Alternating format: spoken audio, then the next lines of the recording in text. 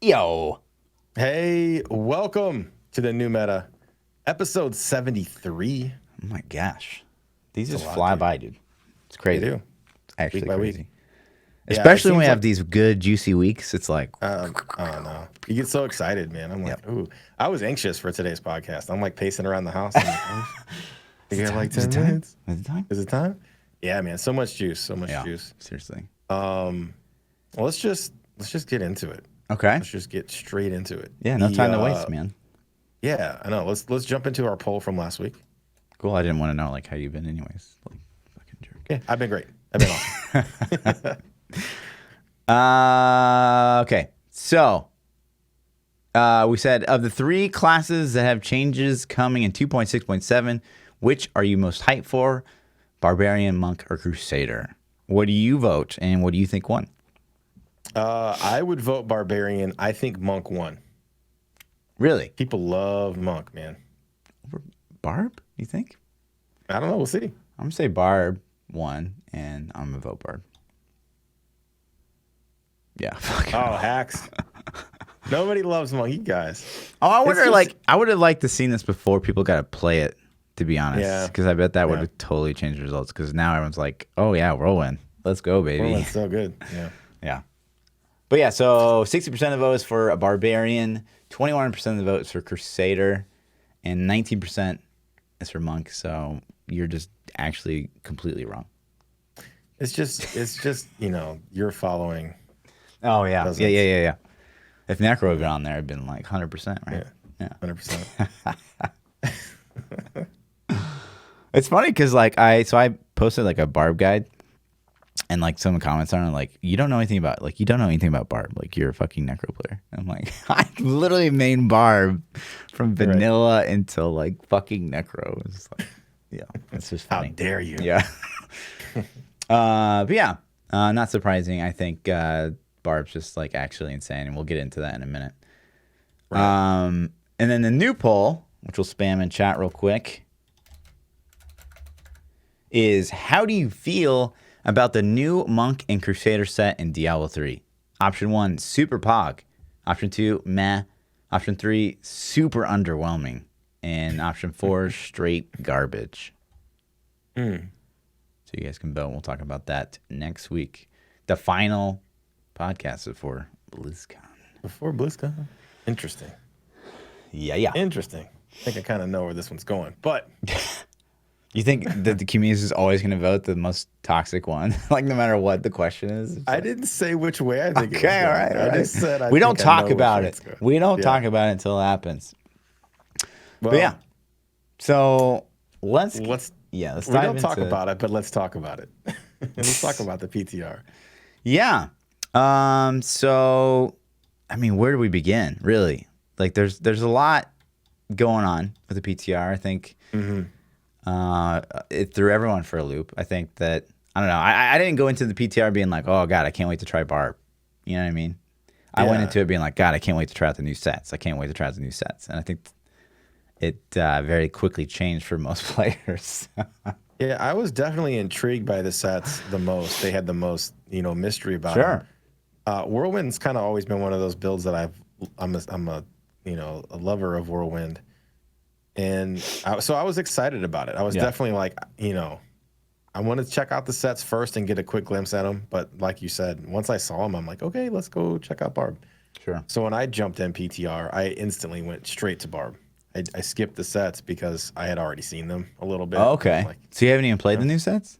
No, I have. Oh, okay. Yeah. Okay. Yeah, so let's start with we'll start with what I started with. So I immediately went to Crusader. I've never actually mained a Crusader in a season. So I was like, this could be the season. Maybe I'll do it.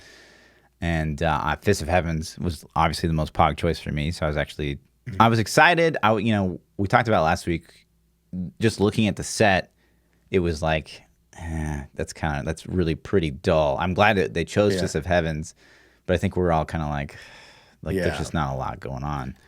There's definitely some things that could have been used there. So I'll give some of my positives on the set first. I think cosmetically, I think the set looks pretty good. Yeah. It's not bad looking. It's Imperious. It's straight up Imperious, which is fucking cool. Especially if you have the Reaper of Souls pre-order wings. Oh yeah, bonus wings, which I don't have. Yeah, neither way. I bought it the day it came out. I just went down to I think it was GameStop or whatever. Sure. And bought it that day, but I didn't get the code. I don't know. Whatever. I'm super salty about Obviously. that still. I would have bought it the day before because I just didn't think about it. I didn't even realize there was a pre-order bonus. Way to go. Yeah. So I'm still salty about that. But cosmetically, it looks awesome. And then, so for me, when I played it, I used the Fisher rune, which is so cosmetically pleasing. Yes. Because it's one of, I'm assuming it's always looked like that, but I've never used this. Sure. Yeah, it's always, Yeah. I don't know. And I'm sure there's a lot of things like that I don't know about. But it looked so good when I was casting it around. I was like, dude, this might be the most cosmetically badass build we've ever seen. And then, so I was in love with it. Okay. That's kind of the good. Okay. Yeah, I will agree with your first set. The positives, I would say, Fist of Heavens. I think I've always thought it was one of the least utilized cosmetically skills. I think the Fire Rune looks amazing. I think the Fisher Rune looks amazing. I think the Lightning Rune is pretty basic, or the other Lightning Rune, the knockback one, and the Hold Rune, I think they're both pretty basic. I think the last one people really like. I don't like it as much as like when it comes down from the sky, but the last rune where you straight up shoot it out. Like I know a lot of people like that as well. I'm not a fan of that one either, honestly. The Fisher Rune is by far my favorite. Yeah. So that's the positives. I think, I'll go over how I feel about it. You can tell me if you agree or disagree. So I think it plays very slow. To me, it almost, at least with the setup that I use. Now, I didn't spend days trying to get a setup. I spent a couple hours. I didn't look at other people's guides. I just came in and was like, all right, let's start, figuring something out. So to me, it felt very Condemn-ish. It felt like a castable Condemn. Like it was slow. It was more like you took Condemn and Wave a Light Monk because you could throw the pillars down. Sure. And you kind of blended them together. So it was kind of cool because you could just kind of run through the rift and throw pillars everywhere and aggro and piss everything off and then kind of come to a central point and stuff would kind of gather on you. And so I like that. Sure. It was the damage. All right. So last week, if you remember, we talked about the damage reduction and I was like instantly like, man, 5 seconds is super short. Sure. That sucks. I don't like that at all. I didn't know how fast it was going to stack. Yeah. It actually stacks almost instantly, which I think is really cool. It's pretty fast, yeah. And they buffed it to 10 seconds. I don't know if that was the second PTR went live or if that was a change, but it definitely lasts for 10 seconds, not 5. Really? Yeah. Huh. I counted it because I'm like, there's no way this is 5 seconds. Really? Unless I have my brag counter. I test it. Yeah. It's 10 seconds. It literally says on the buff itself, 10 seconds. Actually, I didn't even notice that. So they changed that instantly. And I think that's a great change because 5 seconds is so short that if you switch rift levels and you get a really shitty entrance level to another rift, it could drop. But that being said, even if it was 5 seconds, it stacks so fast. At least with the Fisher rune, it stacks so fast. I literally just went out and casted it twice, and I got 50 stacks. Yeah, so it's cool. So like my concerns with that are kind of gone. Yeah. I still felt pretty squishy in the build that I had. Now, there might be more ways to make that feel better. But that kind of goes back to another complaint I have is there wasn't a good shield option for this set. Sure.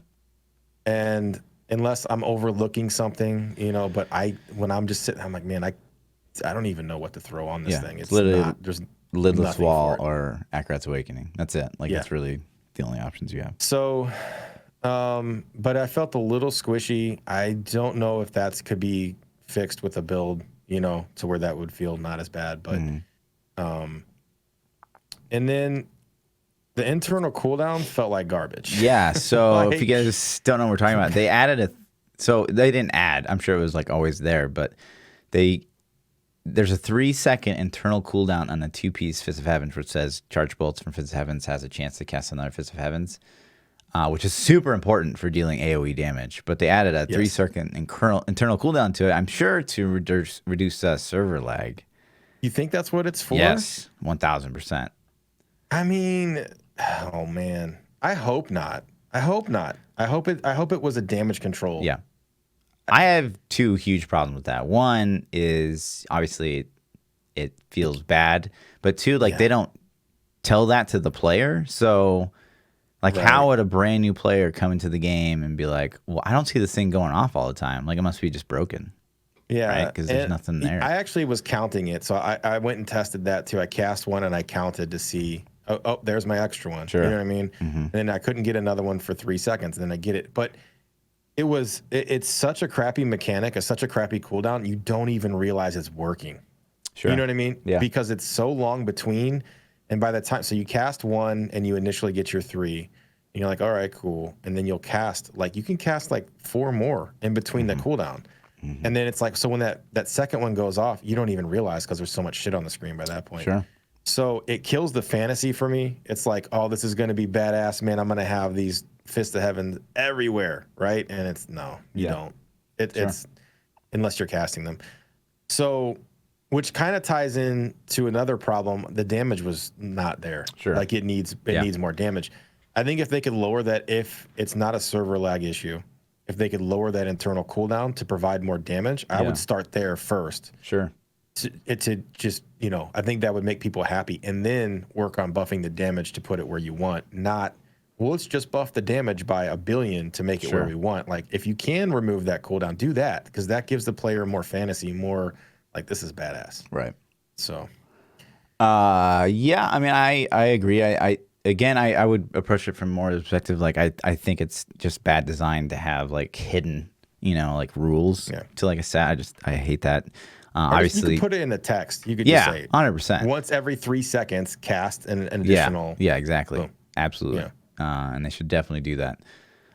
But, you know, honestly, playing the set, I play tested it. So I've play tested it from the approach of like, worst case scenario, this set doesn't really get looked at. And this is exactly how it plays. And so, like, you know, we came up with what would be good if they added like the 6-piece to go to like 20, 30K or whatever, which would still suck. I think that the big missed opportunity here, obviously, and we said it before, but Heaven's Fury, like, why is Heaven's Fury not on this set?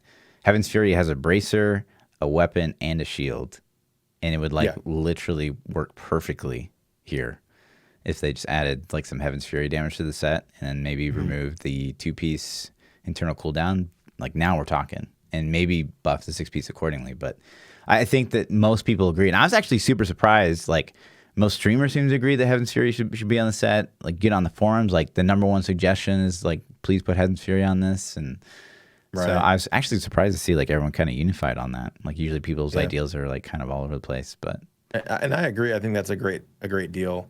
If it's too late, if they're too committed, it's too far in the process to redesign to that extent. At least, pretty please try to remove that cooldown, that internal cooldown. Sure. But yeah, I agree. I think Heaven's Fury would be. You know, honestly, I think it would be easier for them to add Heaven's Fury to the 6-piece than it would be for them to remove the internal cooldown, just from like a programming perspective. But I don't know. I have no idea how this game is coded, but I'm with you. But, you know, one of the first concerns, and maybe we get into this after we talk about the monk. I think we do, right? So we'll wait until we talk about the monk. The kind of the big concern, I think, with this set. But so, yeah. And so do you have anything else to kind of say about the Valor set? About Crusader? Yeah. Let's see. I think I got it. I think the gist of what I wanted to say, I got out. I like the set. And I think if they could tweak numbers and get the damage up and get the damage resistance feeling right, it could work. It's not something that's like, man, this is garbage. I'm never going to play this. I would definitely play it if they can get the damage where it's at. Could it be better? Absolutely. I think you hit the nail on the head with saying, like, it feels. I mean, it does feel like Crusader. Or the Condemn. Even though, I mean, it's different. Like, you cast it at range or whatever. But like, you literally just fill your bar with fucking cooldowns. Like, there's no direction whatsoever. And when people ask me like, what do you mean by that? I tend to like refer to like Silver Acor. like your set is revolved around like making sure you can like spam charge and you get effects like based on that, and you get like stacks, and then once you hit a certain amount of stacks, like, you know, you're ready to go and like blow up stuff, right? Like, so there's like a goal you're trying to achieve with the set, and like this set absolutely doesn't have that, right? No. So this is like trade condemn for, you know, fist and spam, because you still need toughness, so you still got to use iron skin, you still got to use like you have wrath issues, so you could still use provoke to get your wrath back. You're still going to use Icon, of course, icons for damage and cooldown and like everything, and the cheat death, accurates. So yeah, it's just, it's condemned with the cast. It's condemned with Wave of Light. You know, but it's cool though. It's something new, and cosmetically, man, it looks so bad. It's honestly cosmetically so visual, so much. If you had 4 of those 4 Crusaders rocking that, I don't even know if you'd be able to see like shit on the ground. You know? Yeah, sure.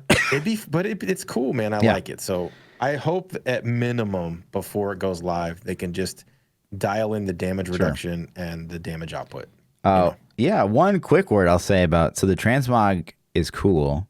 I like that they, you know, like you can look like Imperius in the game now. I think people like are really pogging out for that.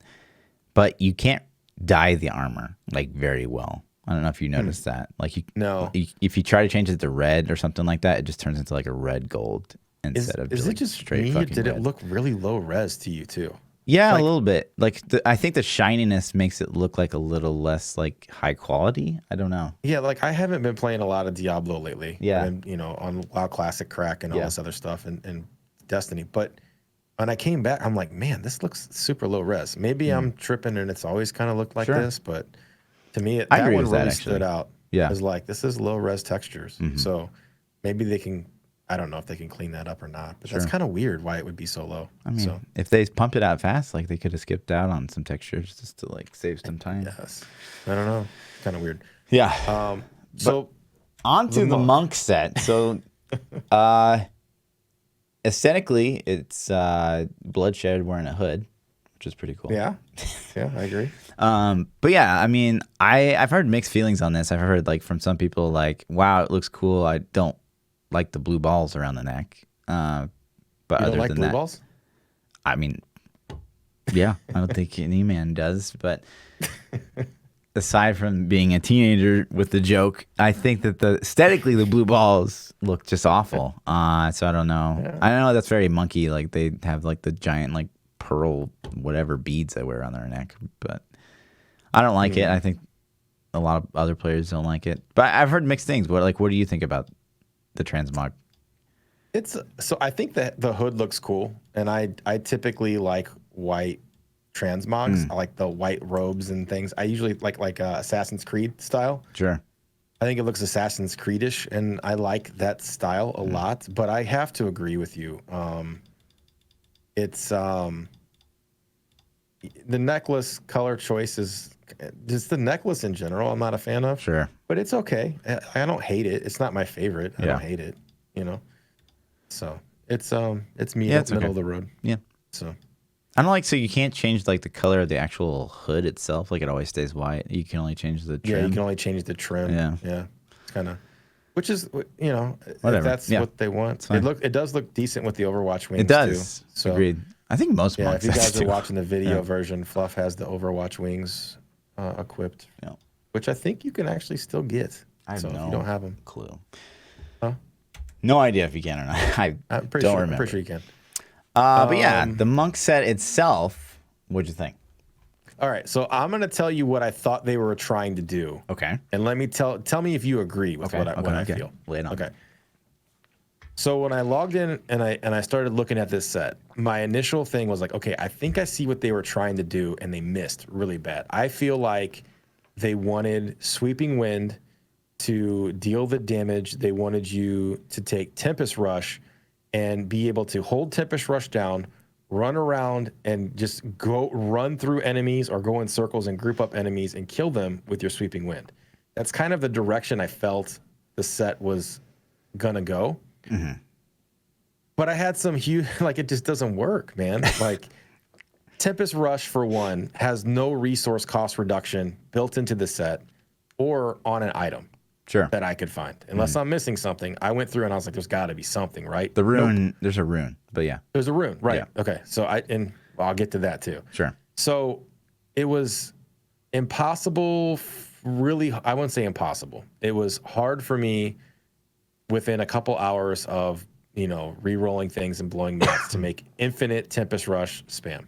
Like you had to do other things to keep your Tempest Rush high enough to use it. Yeah. So to me, that already felt like, well, this doesn't feel like this is what they really wanted, because it felt to me like they're like, oh, I want Sweeping Wind to kill things and get big. Secondly, when the Tempest Rush hit 30 things to make it go bigger, it played like crap. Dude. Yeah. It was like you could hardly get it to proc. And when you did get it to proc, it would like instantly collapse again in like a second. Yeah. And I'm like, what is this garbage, man? So yeah, I mean, I concur with your assessment. I think that their idea was to make like a Lazy Mancer where you could grow the size of your Bonado and just spacebar through the rift kind of thing. And I think that's okay. Sure. Like, Monks got Wave of Light. You're not making a speed build with this, okay? They didn't make it powerful enough to be like the push set. So their direction with this had to have been, let's Tempest Rush through the rift, make it a lazy build. People can grind T6. I would assume people can grind T16s and maybe some lower greater rifts. Just, zone out, hang out with buddies and chill. And it doesn't accomplish that because you can't Tempest Rush. You can't grow the size of the Sweeping Wind. It's just garbage. Yeah.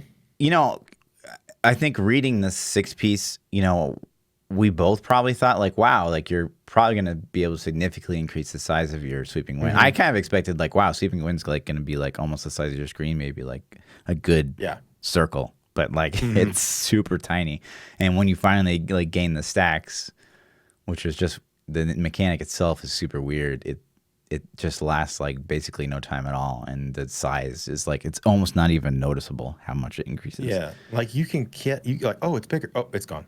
Yeah, and to reiterate like your sentiment, like you do have to stack like quite a bit of resource generating like skills and like passives and to even like make and have like maybe captains, like just to make it even work. It goes further than that for me.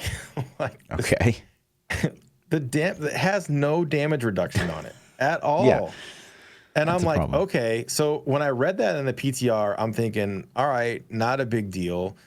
We'll just grab the Soliloquy Shoulders. We'll grab the Spirit Guard Bracers, Crystal Fist, like all these damage reducing things. You can stack all that shit. Yeah. And you still get your face pounded in the dirt, man. It is horrible. It goes to show you, like, when you do no fucking damage in this game, you are so squishy. Yes. Like, so fucking squishy. I was stacking 4 different forms of mitigation, and I couldn't even survive in Torment 16, because, like, I just do no fucking damage. Right. And everything's just hitting you all the time. Yep. And you're in the middle of it with this build. It's bad, man. And so, like, I think that they could make this set work. They're going to have to redesign it a little bit. But I don't really see the hole that this set fills, because Wave of Light is probably considered by most people, arguably, with multi-shot. But it's like the fastest farm build in the game. Yeah. It's ridiculous. Mm-hmm. So you're not going to replace that. No.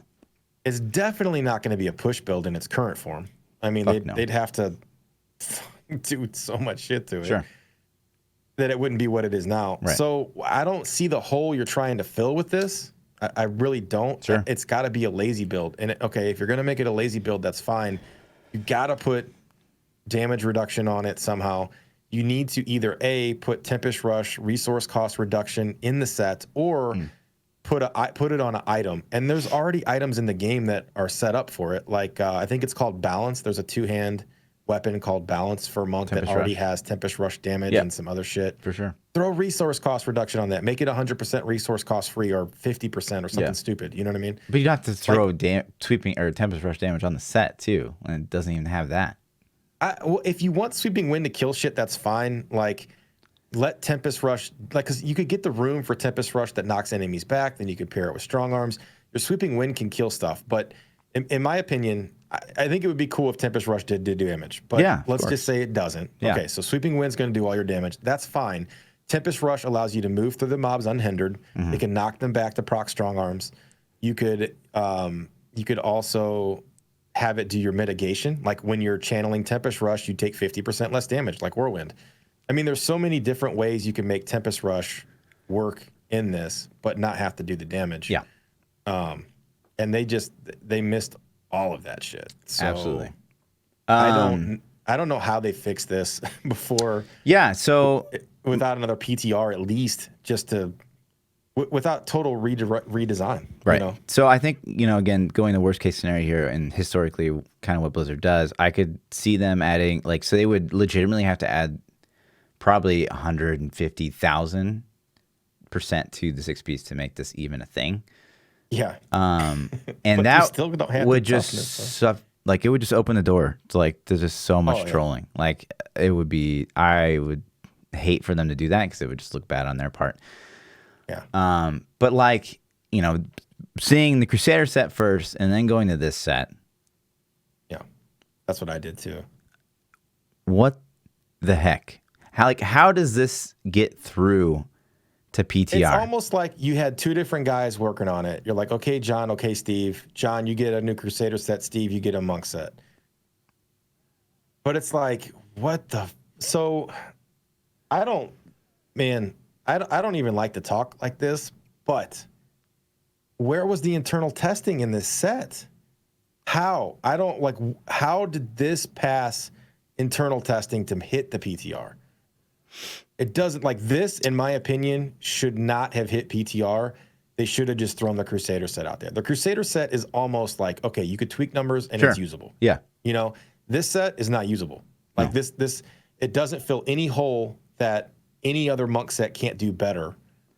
And it's just mechanically broken. There's no direction. I don't know, man. Yeah. So I think it's a cool idea. I think the changes they should make to it, Sweeping Wind should get a bigger size if Tempest Rush hits anything. And if you want to have that be 1 second, that's fine. If you want it to fall off fast, that's cool. But as soon as your Tempest Rush hits something, make it go big. Or reduce those stacks or increase the timer by a lot, any of those things. But Sweeping Wind needs to be bigger. And I would even like to see it be bigger than what it is. Make it ridiculously huge. Yeah. The whole screen. Let it channel up. Maybe the one that we have now is the first stage. And if you continue to hit enemies for XYZ seconds, it goes even bigger. Sure. And then XYZ seconds, it goes even bigger. So then you can eventually get it covering the whole screen. Now I would say, okay, so two things. One, Sweeping Wind is already on Sun Wuku. So you could literally add Sweeping Wind to the Sun Wuku and kind of achieve the same effect as this set. So I think it's inherently the set idea itself is pointless and irrelevant. I think the only way you can maybe make this set a thing is if you do shift its focus towards Tempest Rush. So the Sweeping Wind's going to be your way of killing trash, and you're charging your Tempest Rush, the whole time. And then when you finally release that Tempest Rush, it kills that one elite that's left after your Sweeping Wind has killed all the trash or whatever. Yeah. I think that's really, I think people wanted Tempest Rush way more than they wanted Sweeping Wind set. I don't think anyone expected a Sweeping Wind set. And two, it's just there's, again, the direction with this set is just not there. It feels like both of these sets were very rushed. And again, to reiterate on what you're saying is what internal testing could have possibly been done. I get that it's PTR. And we should, this should feel very test realmy, but holy shit, this is so bad. The new Monk set is garbage. This is concept alpha stage. Hey, I'm putting this together. What do you guys think? Yeah, honestly, here's the thing, and I suggested this to chat, and I'm curious what your opinion is. And I don't know if it's me, I don't know if it's entitled Toxic Male Streamer thing, but why wouldn't they just reach out to maybe a member of the community or something and being hey, here's the numbers we're thinking. if they don't want to internally test it or whatever, or if they just don't, obviously, like with this, I see that maybe they don't have the knowledge.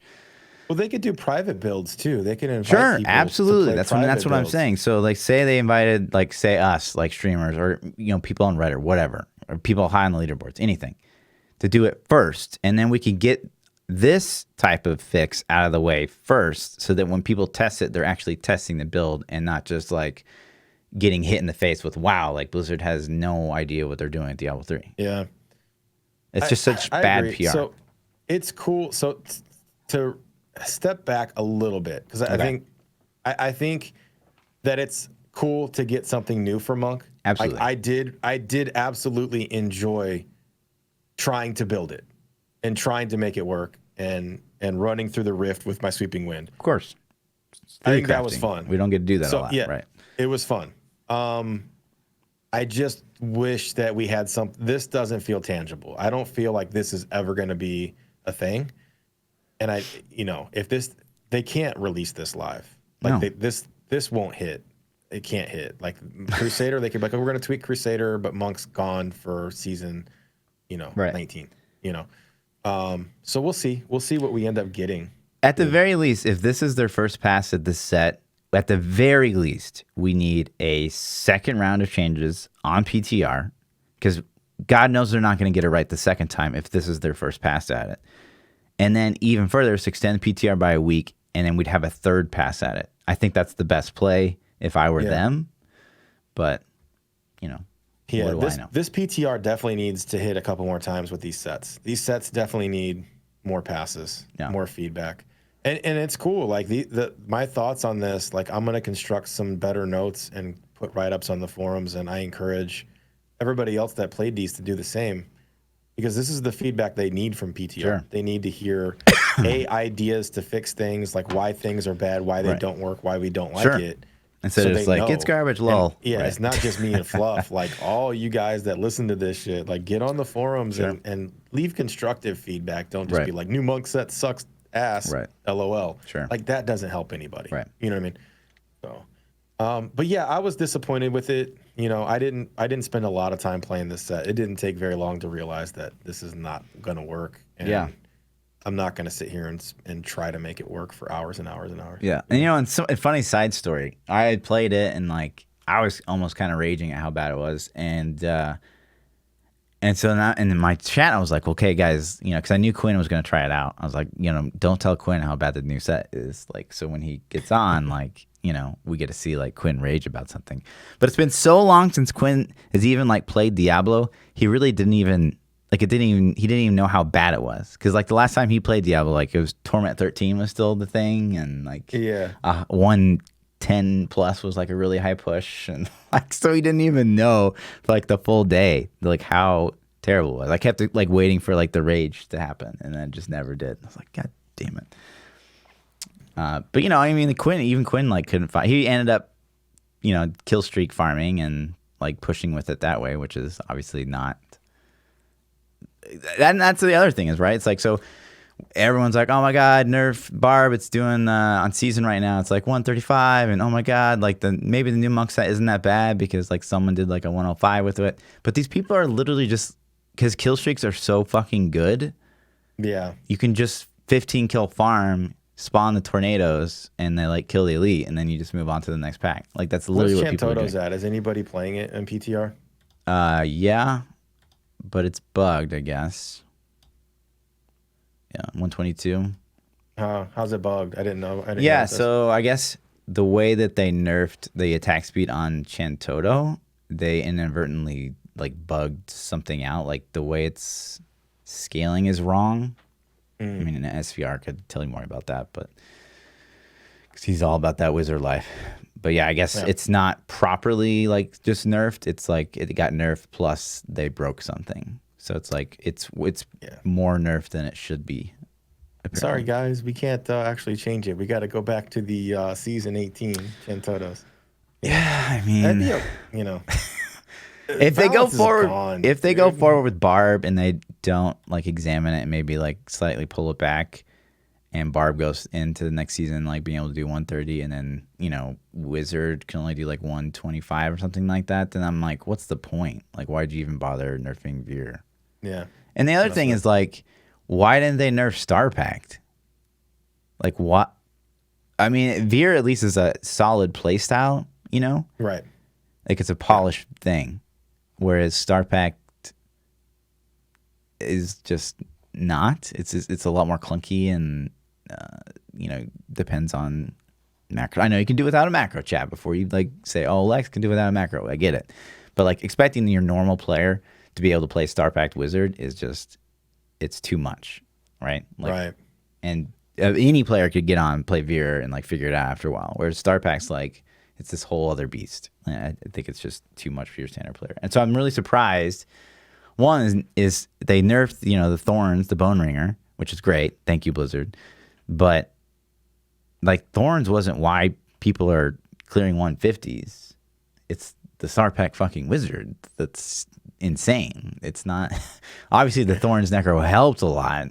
Yeah. But like, you can just replace that, with like Corpse Lance or something like that, and you still get the 150s because the Star Pack Wizard is insane.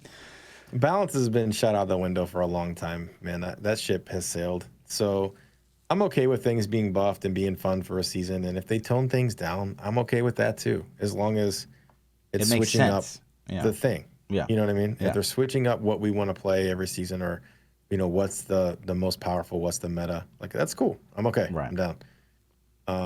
So let's talk about Barb. But before we get into Barb, do you have anything else that you wanted to hit on Crusader or Monk? Honestly, it's just, again, to reinforce like Blizzard, instead of making yourself seem like you don't know that much about the game, like just, reach out to this huge community that you guys have. I know, like, I don't know if there's some like chip on developers' shoulders. They're like, oh, we know more about the game.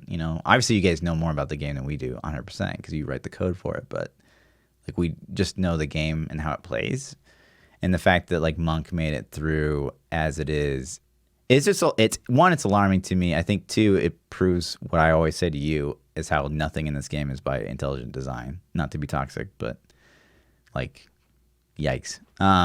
So I think just, you could just really throw up a private thing. You could hash out some of the details so something like this just doesn't happen. And you guys, you just look better. You just look better from the community. So yeah, I agree. I agree that community testing. I mean, I can't imagine any community guy would ever be like, no, I'm not going to test. Of course not. And like, who community guy would be like, no, I'm not going to send an NDA. Fuck you. Like, it'd be awesome. Like, everyone would be super happy to get that opportunity. And any of the guys that you're going to reach out to are big enough that if they sign the NDA, they're not going to break it. Yeah, of course not. You reach out to Quinn, you reach out to Bloodshed. Like, these guys aren't going to be That's like, a huge missed opportunity, too, because, like, Quinn has so much Monk knowledge, right? It's insane, right? If anyone could have tested this first for Blizzard and, like, would have, like, completely, like, followed the rules and stuff like that, it would have been fucking Quinn. So, like, wow. Like, just think about it. Think about it. Yeah. Barb got a little juice. Yeah. Barb got, I think we both, on paper, Ren sounded insane. And I think it absolutely delivered on that insanity. Rend is just nutso. So Ambo's Pride, attacking with Whirlwind implies the Rend is super, super strong. Just like we thought it would be, adding a damage mod to the limitation belt, super strong as well. Stacking twice because Rend's so powerful now. It's super strong. And of course, Rend being on the 6-piece Whirlwind set. Wow. There's just, it's so strong. Strong that people are like, they're swapping from running Whirlwind to really like focusing more on the Rend. Like, no one's running Skull Grasp, and right. I mean, you can actually still do both, which is cool, but the Rend's probably a little stronger. Yep. I read the changes and I was like, ooh, I like Whirlwind. Yeah. And I think I talked about it last podcast. I first read Rend and I'm like, why are they doubling down on Rend? And then the second thing on Rend, I'm like, this is stupid. And then once I saw the weapon, I was like, oh my God, this is going to be ridiculous. So, I was excited to play it, especially after I tested the two sets. I was like, or I saw people testing the sets first, and then I was like, I'm gonna go straight to Whirlwind when I loaded in PTR. It was, damn. That's all I could say. I was like, ooh, this is good. It felt super powerful. Yeah, and it felt good, man. I mean, you could make some Whirlwind speed builds that just tore shit up. Yep. They're not Wave of Light. They're not multi-shot. Those are still going to be King of the Castle. Sure. But for a lazy man's oh my God, go to sleep with the hold right click and go to sleep. Fantastic. I mean, it was pretty damn amazing. Yep. You could also bounties push with it too. Fantastic. I mean, bounties, amazing. Yeah. It's so good. Yeah. So super strong. You know, Dusky, who's historically a very good Barb player, he was able to jump into PTR and like wearing like a level 3 Bounty Powerful, and that's it. He did like a height 125 or something like that, which is just nuts. So yeah. But yeah, it's super strong. I maybe even a little too strong, but again, it's really hard to gauge its strength because of the seasonal buff. And right now, if you look at like the non-season leaderboard, okay, someone did a 140 with Whirlwind, but he's 10,573 Paragon. Like Jesus. It's like the most respectable thing. Let me see if I can search one real quick. That's totally legit, by the way. I'm sure. Yeah, for sure, dude. Sure. 4,300 Paragon is 131. It's about like what Veer used to be, really. Yeah. That's a lot of juice, but yeah. 2,800 Paragon, 130. So I think that's completely doable in a season. Yeah. Yeah. So I mean that's fear levels, basically, right? Do they have Bolcathos weapons on too? It's probably paired blades. Let me look again. Let me see.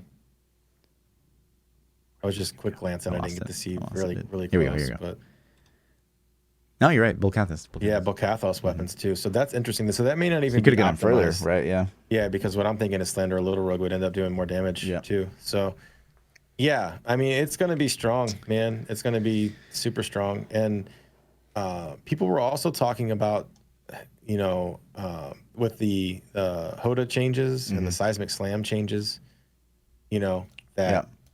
that stuff just feels good. Now, I didn't get to test those. Did you get to test any of those, by the way? Which ones? Sorry. Hoda or Seismic Slam? Oh my God. Yeah. So my guide for YouTube is Seismic Slam. It's actually, you have to try it. It's actually insanely fun. The new Seismic Slam build is some of the most fun I had speed farming at Barb, like that I can remember. Like it's actually. So how does it play? You're just like flying through the so you attack the new Seismic Slam, Fjord Cutter. You attack so fast with the Seismic Slam. So you're like bop, bop, bop, bop, bop, bop, bop. Like it's insanely fast. And so you just like sprint through the rift and you just like throw down slams and like everything in front of you is just dying. And it's you wouldn't think by that playstyle alone like you have to stop and cast Seismic Slam. So you would think that inherently it's just going to be a little slower. Yeah. But it's crazy fast. I've been actually a ton of fun with it. That's all I've been playing really on PTR. Because Whirlwind to me is total snooze fest. But I get that like all these people are discovering it for the first time. I've been playing it since vanilla. So right. Yeah, so me too. I played a lot of Whirlwind since vanilla. And I gotta admit, like I'm always like, oh man, buff Whirlwind. Even playing it in the PTR, I was kind of like, well, I'm tired of this already. Right. Like it's fun. Yeah. But and when I say I'm tired of it, like it literally made me sleepy. Sure. Like I'm doing it and it's kind of late and then, I worked all day. I'm like, man, I'm nodding off. So Whirlwind's cool, but you definitely need something a little more interactive. So I'll have to check out that Seismic Slam stuff you got going on and see how it goes, man. Sure. But yeah, the Seismic Slam is super good. The Lot Hoda is stronger for sure because of the Remorseless. I haven't actually got to try that out, but I mean, I'm sure I will. Who knows? Yeah. But so yeah, it's cool. I'm happy with the Barb changes, man. I think it's cool, and I hope they don't neuter it too much. Sure. I would hate to see Barb has been at a low place for a couple seasons, right? And so I think this is something to get people excited about playing Barb again. I don't want them to leave it too OP. Like it doesn't need to be 10 levels above everything else. Right. But if it's the top dog, that's fine. Like it's okay for it to be top dog this season. And then next season, you could be just like you did with Chantotos. You could be like, Whirlwind was overperforming just a little bit. we toned it down slightly, you know. So and I don't think anybody gets upset about that, you Right. know? Yeah. And But yeah, go ahead. yeah, I think we're going to the same spot. But the seasonal theme is going to completely destroy whatever balance we think we had. Right. It's gonna. There's no way it's gonna go through like this. It's got to get changed. Like the Angels straight up one shot a Rift Guardian at I think any level. I think it those scales videos with of you. 150s. It scales with you. So I have a clip of Eggman.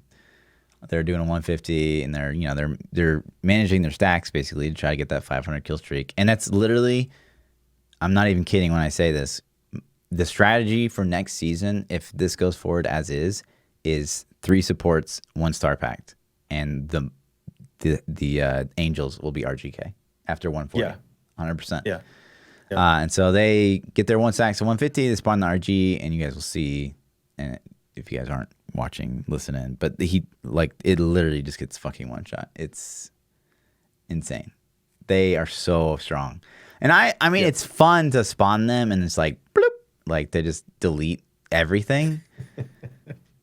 But good God, it just erases the Rift Guardian. It literally does. Even anything that it even looks at erases it, deletes them. Yeah. So, but all the kill streaks are really, I mean, that strong. The geysers are super strong. The tornadoes are super strong. It's cool to have it. Like I honestly like it. I really, really do, because I think it's a nice, cool mini game to play. Time your kill streak stacks, right? I don't know how fun it'll be for a whole season. Sure. But the problem is it just throws the balance out, like way out the window. Yeah. But it's fun. Like how cool is that if you successfully time your kill streak perfect for the Rift Guardian and you get to delete them? That's rewarding. Like you spent the whole Rift setting that up, you know? Yeah, so. I think it's just too easy in like a 4-man setup to sustain and exactly nail the 500 that you want. I think it's just too easy.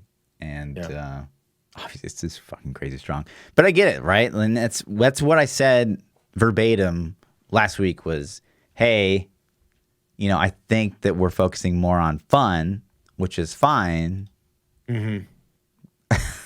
Instead of like worrying about like adding depth or layer or balance to the game, we're just like, we're straight up all about just like how fun the game is. And something else to think about is manipulation and ways to hack and cheat this kill streak thing too.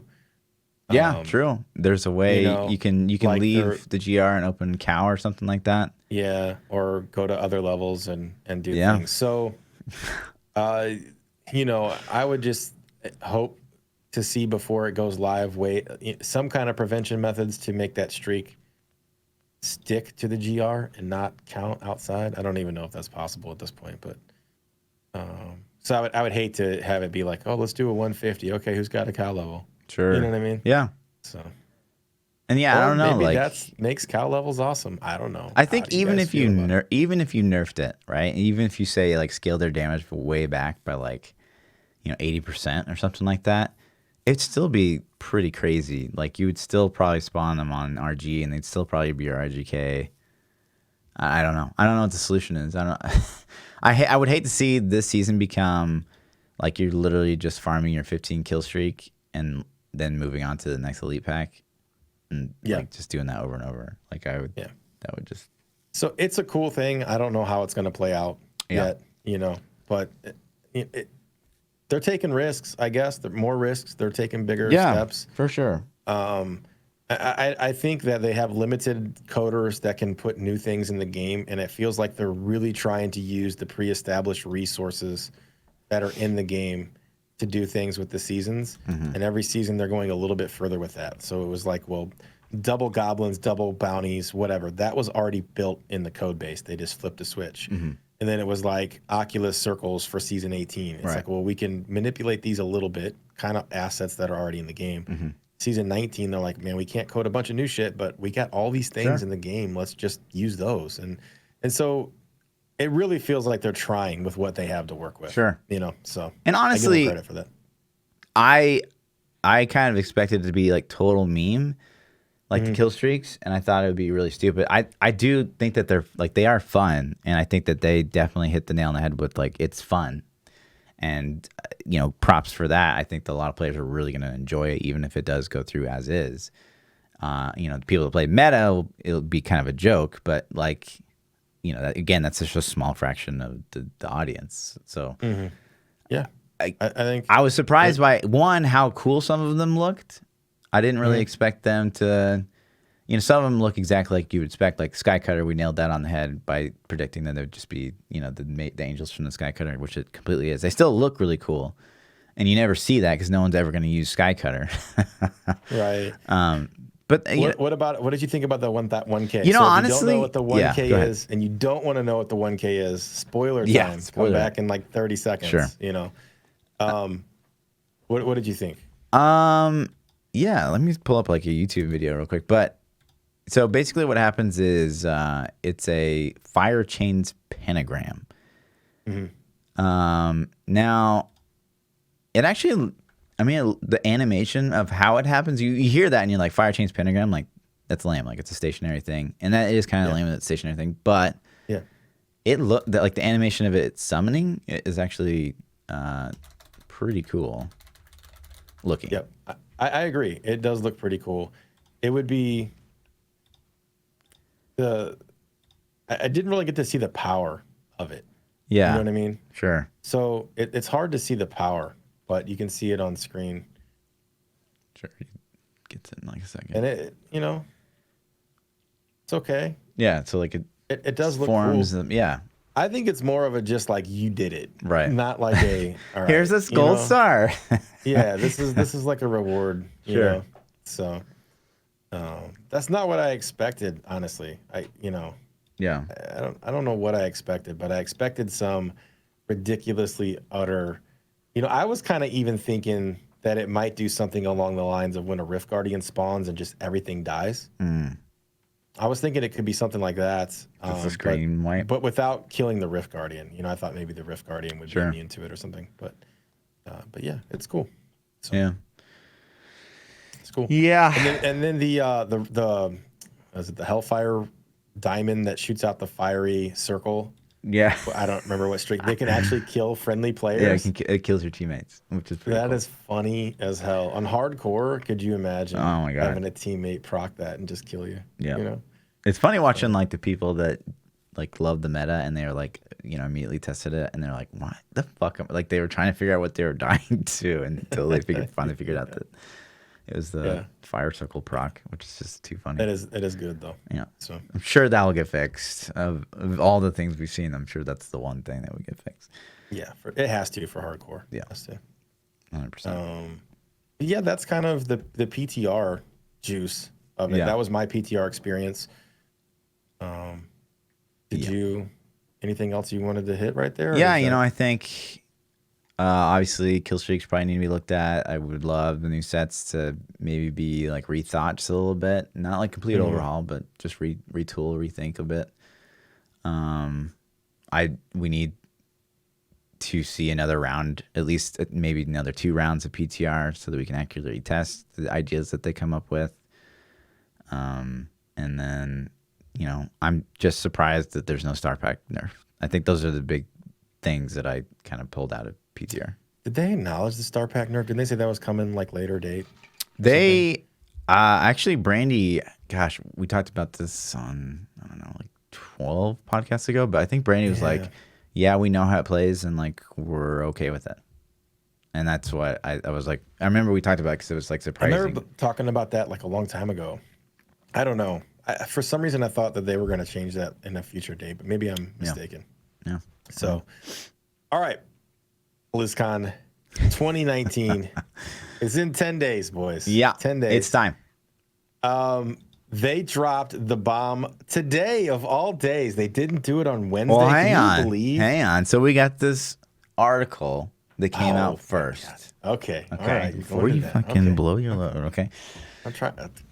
I'm double pumping it, man. So we get this thing that leaks out. It's all over the internet. It's literally like on almost every website. Probably because of, I assume like it's obviously clickbait, 100%. who wouldn't want this? So there's things spreading around that. So one, that's Metro guy, who I guess has a proven track record of breaking BlizzCon news before it's announced. He just tweeted out nonchalantly on October 17th at 9:46 p.m. He says, "For anyone who cares, Diablo 4 and Diablo 2 Remastered will be announced." Just straight up. And again, nothing to support that, but again, the only thing to support that being that he has a track record of being accurate. So, that gets some people pretty pogged out. I'm sure you're already like freaking out and you're just not getting there yet. And then to reinforce, there's like some book or article or I don't know what this is. Magazine or something. And they talk about art from Diablo 1, Diablo 2, Diablo 3, and Diablo 4. Which could just be a typo, of course. But it says it right there. Like, Thursday. Okay. It's in German, but it's basically featuring artwork. It says featuring artwork from Diablo 1, 2, 3, and 4 in the text. Yeah. I mean, so to me that doesn't. I guess it's real. I don't know. That's not as big as the leaker. But is there more? That's the big piece. That's it. Yeah. Okay, that's what I thought. Yeah. So the Metro thing I heard about pretty much instantly, and people were linking his track record and stuff. And sure. I'm like, that's cool. I mean, that speaks for itself a little bit. If you have a proven track record, it gives you some credibility. I personally have had a lot of people tell me that it's going to happen at D2, D4 is going to happen. Sure. And these things. And I'm sure you get it too, man. I get these anonymous messages. Yeah. Yo, my cousin's brother works at Blizzard and it's happening, dude. No. I do have one anonymous person that has sent me some pretty accurate things in the past. Okay. They actually said something about Immortal before last year. Okay. They said it's a mobile game, I think is what they told me directly. And I was like, bitch, please. You know what I mean? Sure. Like I didn't believe it. Yeah. Of course. And they also said the same thing. They said D4, D2 remaster. Now, how much credibility does it hold? I don't know the person's name. I don't know them. I don't, it's like an anonymous person. Sure. So it could be like, Jimmy who wants to just get a rise out of a streamer. I'm going to make a fake account and start messaging bullshit. Of course, yeah. So that doesn't hold any credibility. But what does, what gets me is, I guess I'm going to jump the gun slightly. Do you have the floor map pulled up? Okay, sure. Yeah, so we're gonna pull up the floor map for BlizzCon. Can you zoom in right underneath Hall D? I mean, sure. We're getting ahead of ourselves, but go ahead. I have to, man. This is it. Okay, sure. Do you see how big that empty area of the map is underneath Hall D? All that gray space. Right it's to the left of the World of Warcraft demo, right underneath Hall D. That is a huge, huge, huge chunk of real estate. That real estate was so big last year, it housed the Nintendo Switch demo and the Diablo Immortal demo. Both of them. Okay, to add to that. It's huge. So yes, so what PTR's saying is the area under Mythic Stage is completely blank on the map, which it was also last year, before BlizzCon happened. To show you guys, I think I've got the old ones pulled up. It was blank last year as well, but we know, because me and PTR were both literally there. We had Diablo Immortal, pretty large demo area set up. It was big, yeah. And then we had Diablo 3 on Switch, which was also a pretty decent sized chunk. And then honestly, I don't know if you remember this, but we had also the streamer area set up, which adds to like how much space there was there. And then on top of that, there was like a whole art area over here that you could like walk through. You remember that? Yeah, 100%. So like This area is World fucking of Warcraft huge. demo area was fucking huge. Yeah. And you see how big that is in the map. You can fit 2 of those almost in Right. that spot. That World of Warcraft demo was ridiculous. Massive. It was so big. Right. So there's definitely a display or demo set up there. I'm going to go with a demo of something. So whether it's a D2 remaster or something. I don't think it's a D2 remaster because they have a D2 demo in the Blizzard Arcade. You know? Okay, so super good answer. But so one of the things I've been hearing a lot, and I think a lot of people are confused about, is they read through this and they're like, wow, D2 demo. And like, so they see the article. It's like, oh, we're getting a D2 remaster. But you look at what this is, like literally read what it is. So it's a Blizzard Arcade. Like it's legitimately the original Diablo 2 demo. It's probably gonna be like loaded on some like machine. We've got things like Blackthorn, which is like a Super Nintendo game. StarCraft 2 demo. The only thing that's not like some old thing is like Reforged, Warcraft 3 Reforged, and like Heroes of the Storm. Diablo 3. Diablo 3 is pretty old. Yeah, but I'm saying. But the Diablo 3 demo will be super shit. fucking old, right? Like the vanilla shit. So, but if they launch, yeah. So this is like literally take this for face value. It's an arcade, like where they're just going to feature. I agree with that, and I think that they could have a Diablo 2 original demo because they're going to have a Diablo 2 remastered demo in the other section. Sure, so you can compare A/B. You know what I mean? You can say that if you want to think that. It's going to be there. Okay. So all right. That's why I think, looping this back around to what we were talking about. That's this schedule release. And then if you actually pull up the schedule, they don't tell us anything. Sure. There's like blank, blank, blank, blank, blank. So like you can't. Yeah. So I wanted to pull up the old one for context again. So I guess this is 2017. My bad. But yeah. So last year, the only opening spot that we didn't know about was like a coming soon right after opening ceremony. Mm-hmm. But we knew it was Diablo up like 2 weeks ahead of time or something like that. We knew that opening spot was Diablo. And then there was like a coming soon on the second day, one of them that we didn't know about. But if you look at this schedule, so at face value, and I see a lot of people in chat like, lol, there's nothing for Diablo. So you click like the little Diablo filter at the top and you scroll through the first day and you're like, fuck, there's literally nothing. And then you go to the second day and it's like, fuck, there's Artists at Work Diablo, which is join artists from the Diablo team to see how Sanctuary is brought to life in game through art, animation, and effects. Okay, cool if you're into that. And then at later that day, the Art of Diablo. Come learn more from the development team about the art of Sanctuary. So you're like, what? Like that's all we're getting. But then like you guys, we've never had this much vagueness in the schedule. We've got 2 coming soon spots day 2. Which could like literally be anything, and 4 coming soon spots day 1, which we have no idea what they are. Diablo 4, Diablo 2 remaster, Overwatch 2,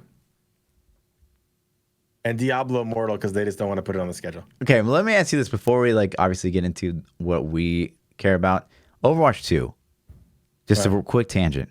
What the heck would that even be? Like really? I don't know, man. I think we've talked about this. Sure. I don't know if it was on podcast. We did, yeah. Were they gonna all the balance work that they've done and all the heroes that they have? They're just gonna throw it out the window and then come out with a second game with just as many heroes and hope to like have that level of balance? That seems insane. Be an expansion, I would think. I don't know, man. Unless they take the IP. And they actually turn it into Destiny, unless they turn it into a looter shooter PvE game. Yeah, which could be fun. Sure, I think that guns don't feel as good sense. as Destiny guns. It feels more like a PvP balanced game. Sure. So I don't know, man. I honestly don't know, but okay. So let's hear from you. So the opening ceremony happens, and we have 4 open spots. So from the mouth of ThaPChild. Spot number 1 is what? Diablo 4. Okay. No. Are they going to save the best for last? No, it would be the first. It would be the first. If it's the biggest, it's the first. Yeah. 100%. Okay, so Diablo 4. Okay. All right. Second spot. WoW expansion. World of Warcraft retail expansion? Retail expansion. Okay. Yep. All right. Third spot? Overwatch 2. Okay. Or expansion. Overwatch something. Sure. Whatever's the next in the Overwatch realm. Yeah. Okay. But that's big. That's a big difference saying Overwatch 2 big. versus Overwatch expansion. I guess unless I'm that... with you. I just don't see how they could do Overwatch 2. I don't see how they could do that. Sure. So I'm going to have to say expansion. I'll say expansion over 2. But I guess like they're branding like Fortnite right now is like Fortnite 2 kind of, right? Yeah, I think so. I guess so. But it's the same fucking game. Still the same fucking game. You know? So I don't know. So, maybe that's what that means. Like adding PvE means Overwatch 2. Maybe is what... They could put an expansion on it and put a 2 on there. Sure. I think maybe. Okay. You know? Anyways, so enough about Overwatch. And then the final spot, Diablo 2 remaster. Okay. So Diablo 4, Diablo 2 remaster, Overwatch 2, and retail expansion is the WoW expansion is huge, I feel like. But not bigger than D4. Okay. You know? Okay, so Yeah. To reinforce what you say, okay, so you look at day 2, and typically day 2 they'll have kind of details, right? They'll have like more in depth, like so you see a World of Warcraft Q&A, World of Warcraft update, Overwatch update, and then 2 coming soons, which you know the 2 things you suggested, which would be a Diablo 4 and a Diablo 2 remaster, would take those 2 spots. Overwatch or one Diablo panel for. But there's D4. one Overwatch here, and there's one World of Warcraft. Yeah, right. So D4 and D2. Right. Yeah. To just reinforce what you said. Nailed it, dude. Nailed it. Okay. What do I get if I'm right, Fluff? That's what I'm saying, man. If you're right, so you're right, meaning all 4. Yes. If I just nailed it, knocked it out the park, grand slam. Yo, 10 gifted subs in PTR's chat, 100%. All right. Sounds good. I like that. All right. What do you got? Okay. Well, so I've got a few scenarios. Okay. So to touch on again, I think the bigger news, more news in the schedule. Obviously, we have 4 super vague things. We have no idea what's going on. The big news here is obviously the floor again. You know, you and I both know that there's this big space. Yeah. But to me, honestly, I don't think that they're done peddling their mobile game on us, and we still haven't seen a release of Diablo Immortal. So I would say that this whole section is filled with Diablo Immortal, and I would still say one of these big spots is still going to be Diablo Immortal. I agree with that. I don't think that's a bad guess. I'm with you. I don't think that they can actively talk about Immortal, especially on day 1. I think it gets a side panel on day 2 just to avoid the negativeness, unless they leech it on to the end of like a D4 announcement where they're like, and, you know, we got Diablo Immortal set up over there. Right. Just something, you know, easy like that. Sure. And that's it. Okay. And then I would say that this chunk here could even be something as simple as, hey, we just released a new Crusader and a Monk set for Diablo 3. Have you played Diablo 3 in a while? Come check it out. Because last year it was Diablo 3 on Switch, like, and no new content to go with it. So why not have Diablo 3 there with the new content? You couldn't now with these sets. You couldn't have these sets being demoed. They released them to us. Why wouldn't they release them to the rest of the public? Like, people at BlizzCon might not even know any better. You know what I mean? They're like, okay, cool, there's a new set. Let me try the Crusader. Wow, Fist of Heaven's Pog. You know, I think a lot of people are going to try this new set. Pre-built set, I guess, but they're going to stick them in like a T1 with a set. Maybe. Yeah, of course. You know, I guess. Yeah. I hope not. Okay. All right. So let's go back to the schedule. Okay. All right. So fill in the blanks, man. I think retail expansion is in their best interest. So for WoW, you're talking WoW. Yeah. Okay. WoW retail expansion. That's the prime slot. Okay. Commit. It's time. The number 1 spot would not be Diablo Immortal. I think that would be back here at the end. You think D4's at the end? Diablo Immortal. Oh, Immortal. Okay. I'll say, yeah. I mean, this has been a really big year for World of Warcraft. I think World of Warcraft picked up a lot of steam and has been a lot more successful than anticipated. And maybe their idea is bring all these players back for Classic. They might be really hyped about WoW expansion. So I'll say, yeah, we'll put World of Warcraft. You know what? No, I'll put World of Warcraft in the second spot. I'll reinforce what you say. And the number one spot is going to be for Overwatch. Something big's happening with Overwatch, whether that's Overwatch 2, Overwatch expansion. And then, I think it's in the realm of possibility that they just release a Diablo 4 trailer or cinematic. I don't think that we'll see gameplay. I don't think that we'll see a demo or anything like that.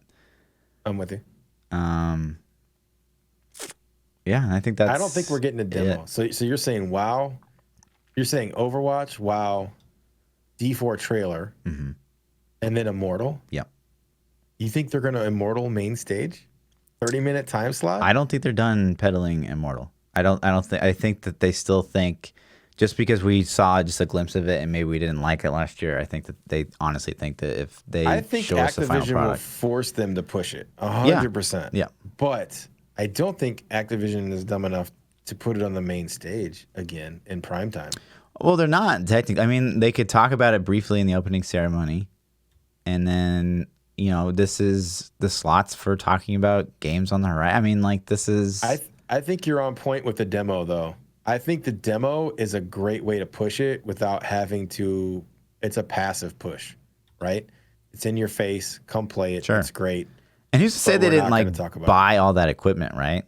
That they had last year. So of course they would use it think somebody said they leased it. Okay. I don't know though. Like, it wasn't me that did that, but I think I did remember somebody saying that like Samsung provided all the phones on loan or some shit. So I don't know though.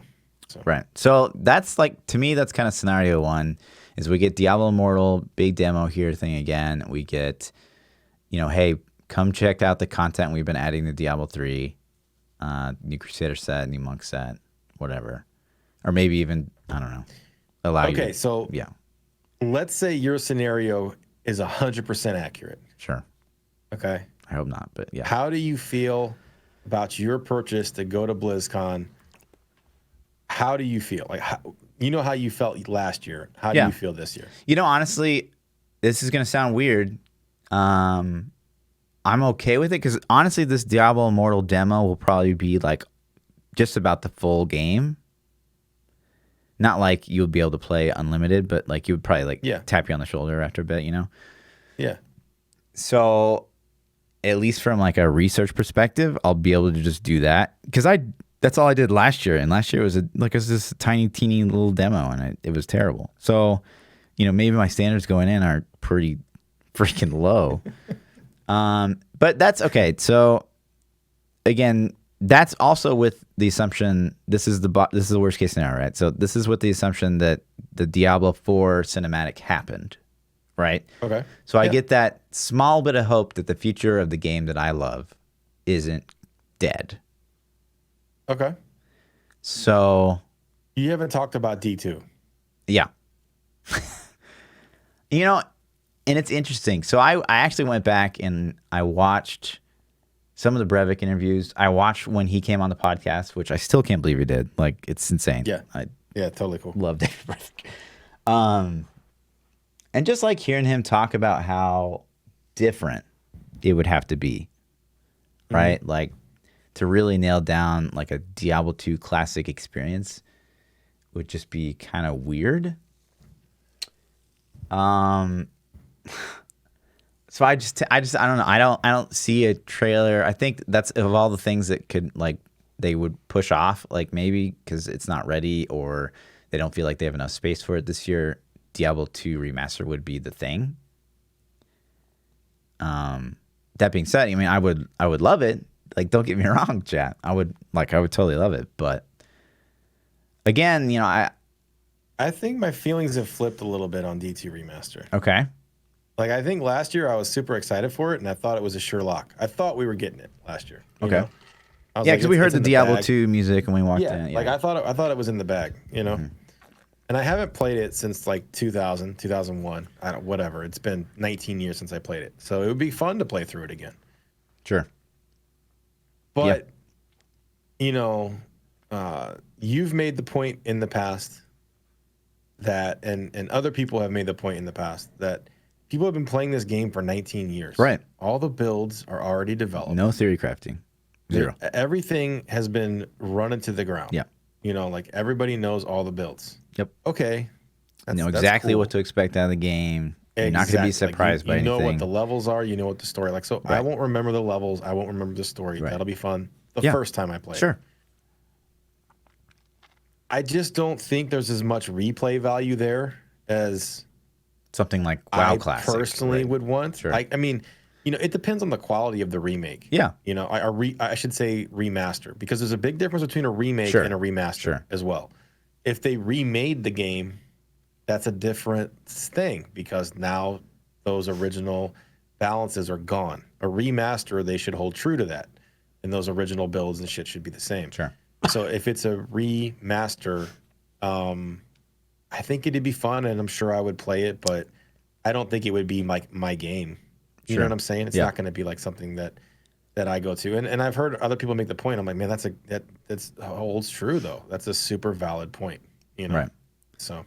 You know, and to add to that, I think that because they've been so successful with resurrecting World of Warcraft Classic, I think that they might approach it from like, I mean, yeah, people just literally just want the exact same game as they used to have. They just want it like kind of updated graphically or whatever.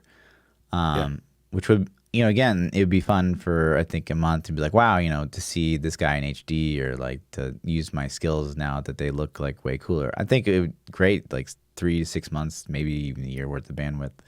But not being able to like theory craft in a Diablo game would be pretty upsetting. It'd be pretty like disappointing. And like having 100% know, you just know what you're going to do going into it. Yeah.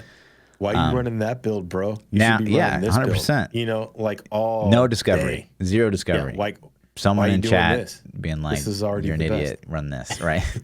Yeah. Yeah, and I think that would be pretty mad. That being said, like if say they, you know, I think we would both agree on this. If they come out and say at BlizzCon, they're like, "Hey, guess what? One of the World of Warcraft announcements is like, you know, World of Warcraft Classic. We're going down a whole new timeline, buds. You know what I mean? Oh yeah, shit my pants. Yeah, man. people would freak the fuck out.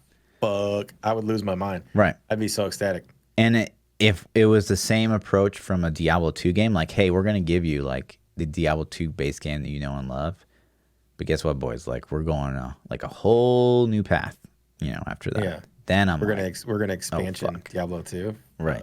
Yeah, that'd be insane. Yeah. You know, then you'd pog out. Because in reality, that's a new Diablo game. Like, absolutely. It's a new PC Diablo game, which is exactly what we want. So that's, you know. Right. So scenario 2, right, is I still think Diablo Immortal's getting the spot pretty much in any scenario. I don't think that there's any way around that. Again, I don't think that's a D4 demo. I'm with you. I don't think D4 is playable. I definitely think that that's a demo for, and it could just be like a big, like, here's about D4 section. They could have a video playing. They could have, you know, big stand up, you know, life size posters of the characters, or, you know, standouts and artwork, and I kind of see lore and shit like that. You know, Diablo Immortal. They have that side piece. Yeah, I kind of see like Diablo Immortal being set up exactly how it was last year, and you know how they had that big screen. Yeah. And they just like play that D4 cinematic that they, you know, probably showed during the opening ceremony. It's just like on loop, and so people are still like hyped and stuff like that. But again, so scenario 2 is Diablo Immortal's here still, right? This is like the medium thing. So, and we get a Diablo 4 cinematic during the opening ceremony, and then here is where they've recreated. We don't know anything about the remaster or remake of Diablo 2, but they've literally just remade the Diablo 2 demo. And that's it. So you get to play the Diablo 2 demo updated. And that's all it is. Yeah. But even that would probably be like, oh my God, a lot of people would really, really love that. Yeah. It'll be undercover. Like if you remember last year when we walked in, they had Yeah. all that Diablo Immortal shit underneath drapes. You couldn't see anything. Right. So I could see him pulling that off. I don't know. I think you're right with the Diablo Immortal though, man. Yeah, I think that's a staple. As much as we don't want it to be, I think it's gonna be there. Scenario 3 is like best fucking case scenario where like there's no Immortal, obviously, and it'd be like D2, D4 demos, but there's just no fucking way. I think a D4 demo is out of the realm of possible. We would have got an announcement trailer last year. Yeah. Because the timeline should have gone, get a trailer last year, playable demo this year, release next year. Sure. So I don't think that timeline ever breaks. So I think this year's trailer, next year's playable demo, and the year after that it drops. Right. Yeah. It could be World of Warcraft shit too. I think you're WoW was so successful with Classic this year. They already have a World of Warcraft demo right there though. So honestly though, like what we just said, right? So say one of these is WoW retail expansion. Oh my god, I just had the worst thought ever. Hang on. One of these is WoW retail expansion, and another one is saying, "Hey, you guys love classic WoW, and we're going a totally different way with it." That would be big enough of an announcement. That would be fucking ridiculous. Yeah. So that's 2 spots alone, and then you got Overwatch taking up number 3, and then it's like maybe just D4. All right, hear me out. Okay. And don't send me hate mail. I mean, I love toxic. Yeah, go ahead. What if it's Overwatch mobile? I talked about that too, because it does seem like everything we've been reading all year, right? Is they're peddling the mobile. They're peddling the mobile. Overwatch mobile, dude. Right. Is they could 1,000% absolutely release another one of their IPs on a mobile device. I am like 100% with you there. It could. I mean, they just dropped it on Switch, right? Right. PUBG just dropped. Did PUBG drop on mobile? I think PUBG dropped on mobile. I know Call of Duty's dropped on mobile. Fortnite's on mobile. Mm-hmm. All these shooters are on mobile. And they want to push the mobile market.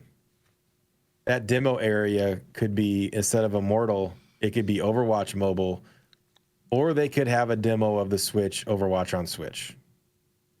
Yeah. God damn it, dude! If it's Overwatch mobile, and it'd be weird to me because, like, to reinforce that, right? So they left out a chunk of space for Diablo 3 on Switch, which is, by Overwatch standards, a pretty dead game. Mm-hmm. So why wouldn't they have Overwatch on Switch demo somewhere? Have Overwatch demo over to the right, though. Sure. I didn't see that. Yeah, so... But you would think that this would maybe be for, like, the new juice. That's got to be PC. Yeah, and then maybe they'll have, like, a small Switch. Maybe they just have listen to me, right? Maybe they just have a Switch area period, right? Where you can try out Diablo 3 on Switch again, or you could try out Overwatch on Switch, or maybe they announce something else on Switch. Nintendo would probably help sponsor that a little bit too. And then that takes up that space, and then Immortal's on that space, and that's all we get. No demos for anything else. Yeah. Oh man, mobile scares me, dude. I'm scared of it.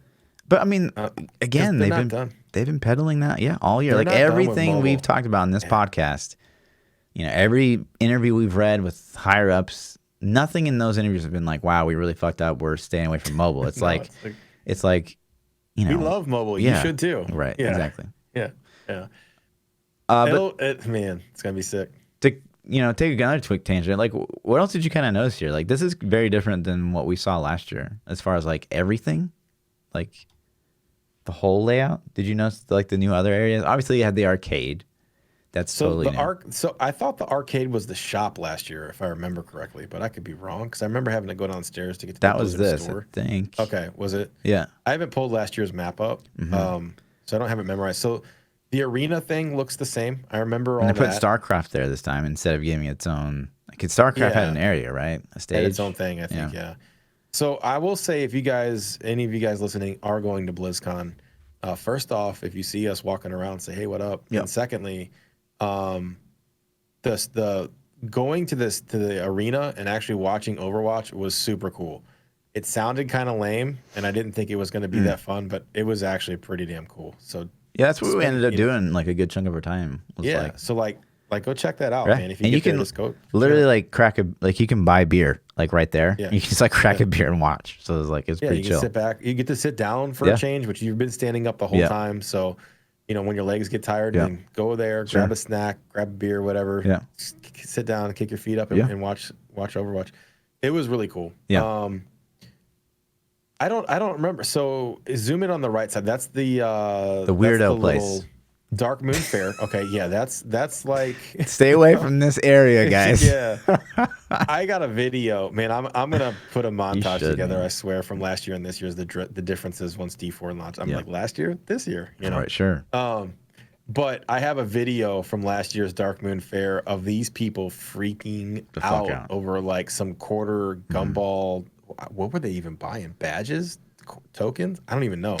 I think it's like figurines, tokens. Everyone had like their notebooks out and they were trying to trade. Yeah, they were like literally adult gumball machines. Yeah. And you put the quarter in and twist it, and then the thing fell down, the swirly. And it wasn't just like old people sitting at a slot machine chilling. It was like fanatically frantic. Yes. It was. So I sit there and I pulled my phone out and I acted like I was talking to Fluff. Sure. And I'm recording this dude just freaking out over this gumball machine, man. It was insane. Pumping. God only knows how much money. It was watching like a real life episode of like Hoarders.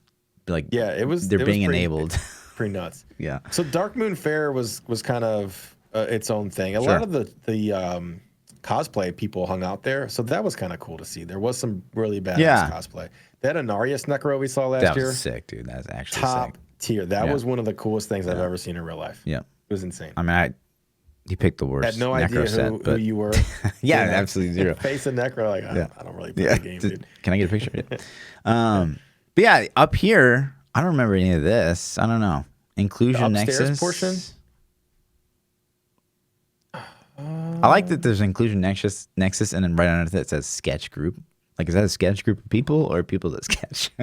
I don't know. Yeah, I don't know. I don't remember that. Like, what is the Inclusion Nexus going to be? I don't know, man. And then you got level 3 Blizzcon Portal Pass Lounge. Is that for the people that like the special pass? Yeah. That's like the people that spent like crazy money, I think, or something. Which I wonder what's going to be. Is like, this is where devs go to like take a breather and then they still get to talk to those people? I don't know. Yeah, they did tier the passes off this year for the first time. Yeah. So, I'm sure. And then you look at some of this other stuff. So they have the T-Mobile. We had T-Mobile last year, right? It was like the charging stations. The little recharging stations. Which is pretty cool, actually. Yeah. Overwatch Payload Tour presented by Facebook Gaming. And then right next to that, another Facebook Gaming booth in the Overwatch area. Okay. All right. Facebook's trying to do something. So this is where Pam's going to be. Yeah. Punchy? No, she'll be on the stream thing. Swear to God. All right. If Pam gets a stream again, I guess swear to God. And then Panorama Diner, now serving Coca-Cola. Interesting. Food right there. That's a little snack bar. You know what I will say last year? I remember only like 2 coffee stands in like the whole place. Yeah. Like, can we get more coffee, please? Right. The lines are pretty crazy too. Was there a Hearthstone demo last year? I feel like no. They had a Hearthstone lounge. Right here, tavern, correctly. right here. Yeah. Yeah, but I don't think it was demoable. Do you remember? Okay, so we had World of Warcraft. Don't you have a phone? You could play it on your phone. Why do you need a demo? We had World of Warcraft Classic demo station last year. Just try to remember with me, right? So we had that, and then there was like you could do a mythic or a heroic with people. Yeah, that was kind of. I think it was separated into 2 sections. Yeah, 2 sections. 75% was classic.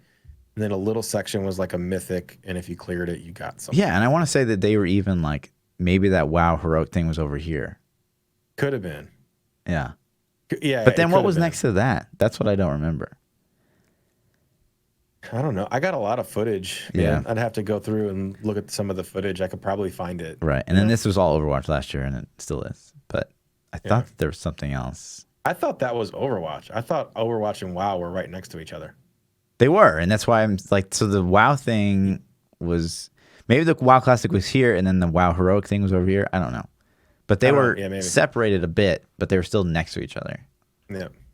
So I don't know. Yeah. But yeah, I thought that those are just like a couple like just small differences on the map from what we saw last year. Yeah, I think the tiering of the upper level will be the thing. I guess if you're high roller and You get a lounge to go chill in when you need to sit down or use the bathroom or something, maybe. Or, people like you get the media pass. You can go like in these little rooms here and dude. Be like, Fluff, piss off. Bye, dude.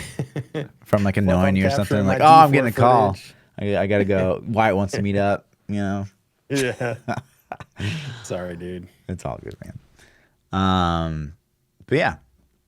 So that's, again, like you would read this, and I've been seeing it all day, and you click the Diablo, and you're like, oh, shit. Mm-hmm. We got literally nothing. I mean, we'll click the WoW one, though. Sure. Lights up. Not really the result I was looking for. I clicked the WoW and then, oh, shit. It's got a whole fucking row. Hold on. Let me pull this up myself. And look at day 2. Oh, my God. Jesus. That's because it's all 4 and they can't talk about it. All right, I just pulled it up myself. Hold on, let's see. I mean, but dude, look at it. It's like it's not WoW. It's not content. It's like the MDI lower match tiers. Sure. But then look at day 2, man. Holy fuck. Let me go to day 2. Bing, bing, boom, boom, boom, boom. Yeah, Voices of Azeroth. They've done that in the past. It's World of Warcraft update. Okay, it's 45 minutes. Yeah. Q&A. Designers. Yeah. Q&A. I mean, that Q&A section is probably pretty juicy. And they got they lumped Warcraft 3. But you know what? That's one thing we haven't talked about yet. It says World of Warcraft Q&A. Yeah. They're still going to do Q&A. No. That's what it says. Okay, no, but no. Not like it will never. It's like, so you 100% got the format changed. If you didn't, me? Shut the fuck up. It was Red Shirt Guy, dude. Yeah, Red Shirt Guy, definitely. But 2, no, because you did ask the same question that you said you were going to ask. Yes. Number 2, with the Hong Kong shit, there is no fucking way that they're going to give somebody a mic. Absolutely not. I'm telling you, if they actually hand somebody a mic, there's a 100% chance that shit will go down. Like, somebody will be like, free Hong Kong. Throw the mic, I think at the very least, like, you get people up there, like normies up there, like asking like a World of Warcraft question, like, what's up with Sylvanas or something like that. And then they'd be like, okay, thank you. Free Hong Kong, right? At the very least. Yeah, 100%. 100%. Right. Because like, apparently people are going to protest this shit. Oh, yeah. Which is cool. Yeah. So the protesters, some are going to get in. Yeah, of course. Like, you can still get tickets, like, on stuff. Yeah. You pay outrageous amounts, but, like, there could be some financially backed protesters. The format, in my opinion, will go like this. Okay. Community manager will have the mic, and the community manager will say, what is your question? And then they'll say, blah, blah, blah, blah. And the community manager will say, hey, this is John. Right. John would like to know, what's blah, blah, blah, and completely repeat the question. Right. Separate it off with the security guy, probably within right arm's there. reach. Yeah, so they can't grab the mic. You know what I mean? Mm-hmm. That would be my guess. That would be what I would do. Right. Probably. I can see me going out there and like asking Brandy my question, and she's like, "Hi, Lord Fluffy has a question." I'd be like, "Excuse me, you forgot to say hi, Lord Fluffy, face of Diablo." Brandy, excuse me, ma'am. This gentleman would like to know. Yeah. So you probably just like cut out my name altogether. Yeah, 100%. This gentleman. So this rat. The protesting thing. Yeah. We kind of hit it. I've seen tweets going around saying like, people in the blue shirts are people hired to work the event. They're not necessarily the people that you're trying to protest in Hong Kong, and make sure that you're not being mean to them and shit like that. And I agree. I think this could get out of hand, and I hope it doesn't. Dude. Right. People are paid a lot of money to go to this thing, and we just want to get inside, and we don't want to have to like push through a picket line or get shouted at or get shit thrown on us or whatever the fuck. We're just gamers, like right. Like we're there to have fun, dude. Sure. Like I get it. You need a voice, you need a stage, you need a platform. Yeah. Yeah. This is I think it's gonna be ugly. Honestly, I kind of do. Blizzard canceled their Overwatch launch party, man. Like, Yeah, that says something. agreed. You know, Congress wrote. Did you know that Congress wrote to Blizzard about the Hong Kong shit? No, too? I didn't. Yeah, I don't know the details of it. But I saw some articles and YouTube videos and things, and I started watching them. But the guy was super long-winded, and I didn't have time to listen to it. But it was interesting. So I don't know the gist of it, but I'm definitely gonna, I'd like to look into that a little bit before our next podcast, so we can see how legit it was. If it was just a Congress person being like, oh, right? If it was more than that. Q&A. Any other BlizzCon juice you want to hit? I mean, yeah, I think again to kind of reiterate, like I think the biggest news is that space under Mythic Stage. I don't want people to get their hopes up. Like that's what I kind of keep reiterating.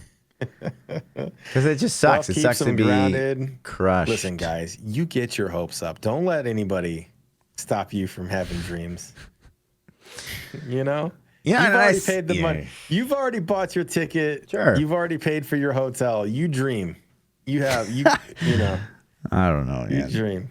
Yeah, I just see like Leviathan just tweeted out like, "Fuck it, I'm on the hype train." I'm just like, oh my god, please. Yeah, I do. I think that D4 is guaranteed announcement. I mean, even if it's a demo, like I don't see if they just drop a trailer. They don't even have to have the game even coded. Like, sure. Next year they could be like, we're still working on it. Right. They could just go silent like they did with Immortal for a year. D4 trailer, boom. Don't say a word for a whole year. I'm excited for the Blizzard Arcade. Honestly, there's a lot of old games there that I kind of want to see, man. Like I'm not like super stoked, but I would definitely am going to go play a shit ton of those old games. Just to be like, yeah, I did it, man. Huh. Blackthorn demo. Have you ever played Blackthorn? No. I actually had to Google what it was. Yeah, I don't even know what it is. Super check it Nintendo out. game. Yeah. Cinema. Diablo 1 and 2. It'd be cool just to see, see how. I'm more curious how they're going to set those up. They're going to emulate Windows. They're going to emulate. Diablo 1 was on PlayStation, right? I think. No idea. Or was that 2? I don't even know. They could emulate a PlayStation version of it, maybe. So yeah, there's so many games there that I haven't played. Sure. Rock and Roll Racing. I think I played that way back in the day. Yeah. I didn't even realize Blizzard made that. Sure. Honestly, like, say my worst case scenario happens, and like they didn't even have like Diablo Immortal there, and there's nothing. I'll be over here. I think there's like a bar with beer right fucking there. Yeah. That's where I'll be. At the bar the whole time. All weekend, boys. I'll just be like, oh god. Yeah, just chilling. So you want to find Fluff getting drunk at the bar, drinking his hopes away, his dreams. That's where I'll be. Yeah. Oh man! All right, dude. Let's hit up Twitter question. We actually have one teeny tiny little thing. More one juice? teeny tiny thing. So you guys saw these Riot Games had their crazy thing. Riot Games came out and they said, "Hey, we're gonna make a FPS."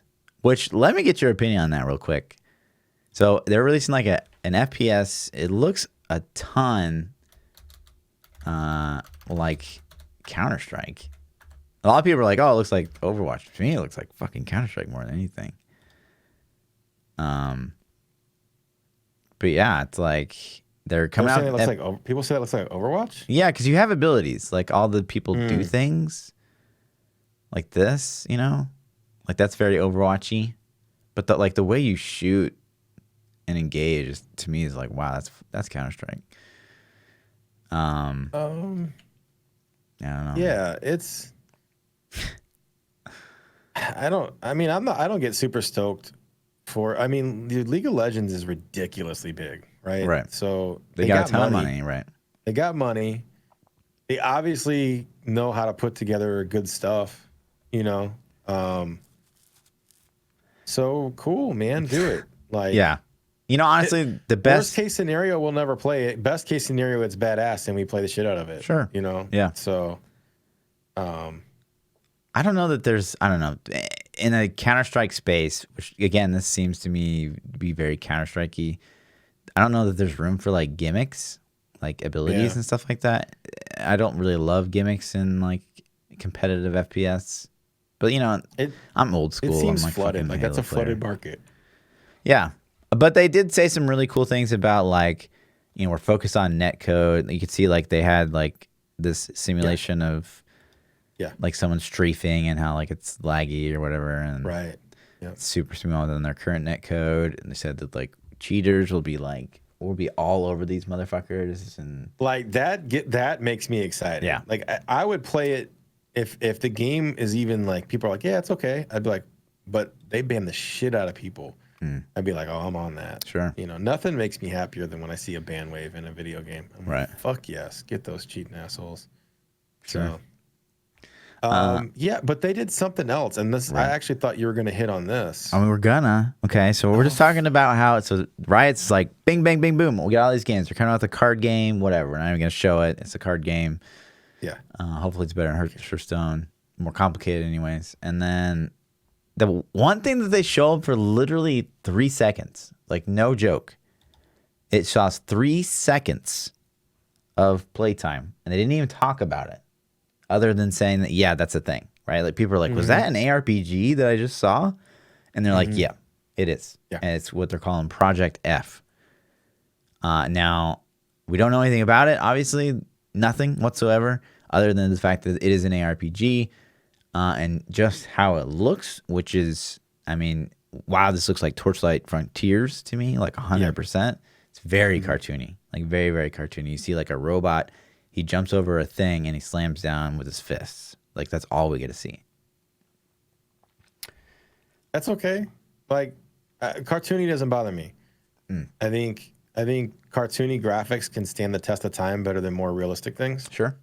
So if the game is badass and they can continue to expand on it, like in all honesty, I think the cartoony stuff looks better than something like PoE.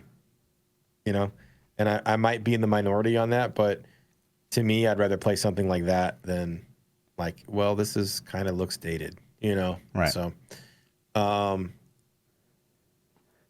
concur with that. Man, Riot Games, dude, League of Legends is beast. So I'm excited for it. How can it be bad? Competition in the ARPG market? Yeah, 100%. And I'm just pointing out, my first impression. I'm not saying that, it's going to be garbage because it's cartoony. No. Yeah. And I agree with you. But I'm just saying, I think cartoony could be okay. That doesn't turn me away at all. It actually kind of makes me like, all right, cool. Like I'm down with it. Honestly, it turns me off a little bit, just a teeny tiny bit. I think you can achieve like good graphics without being too realistic, but without also being too cartoony. Yes. So and I'll say, okay, so let's how about Fortnite? How do you feel about Fortnite's graphics? Super cartoony. Yeah, but does it a turn off for you? Is it like, man, I wish this was more realistic? Yeah.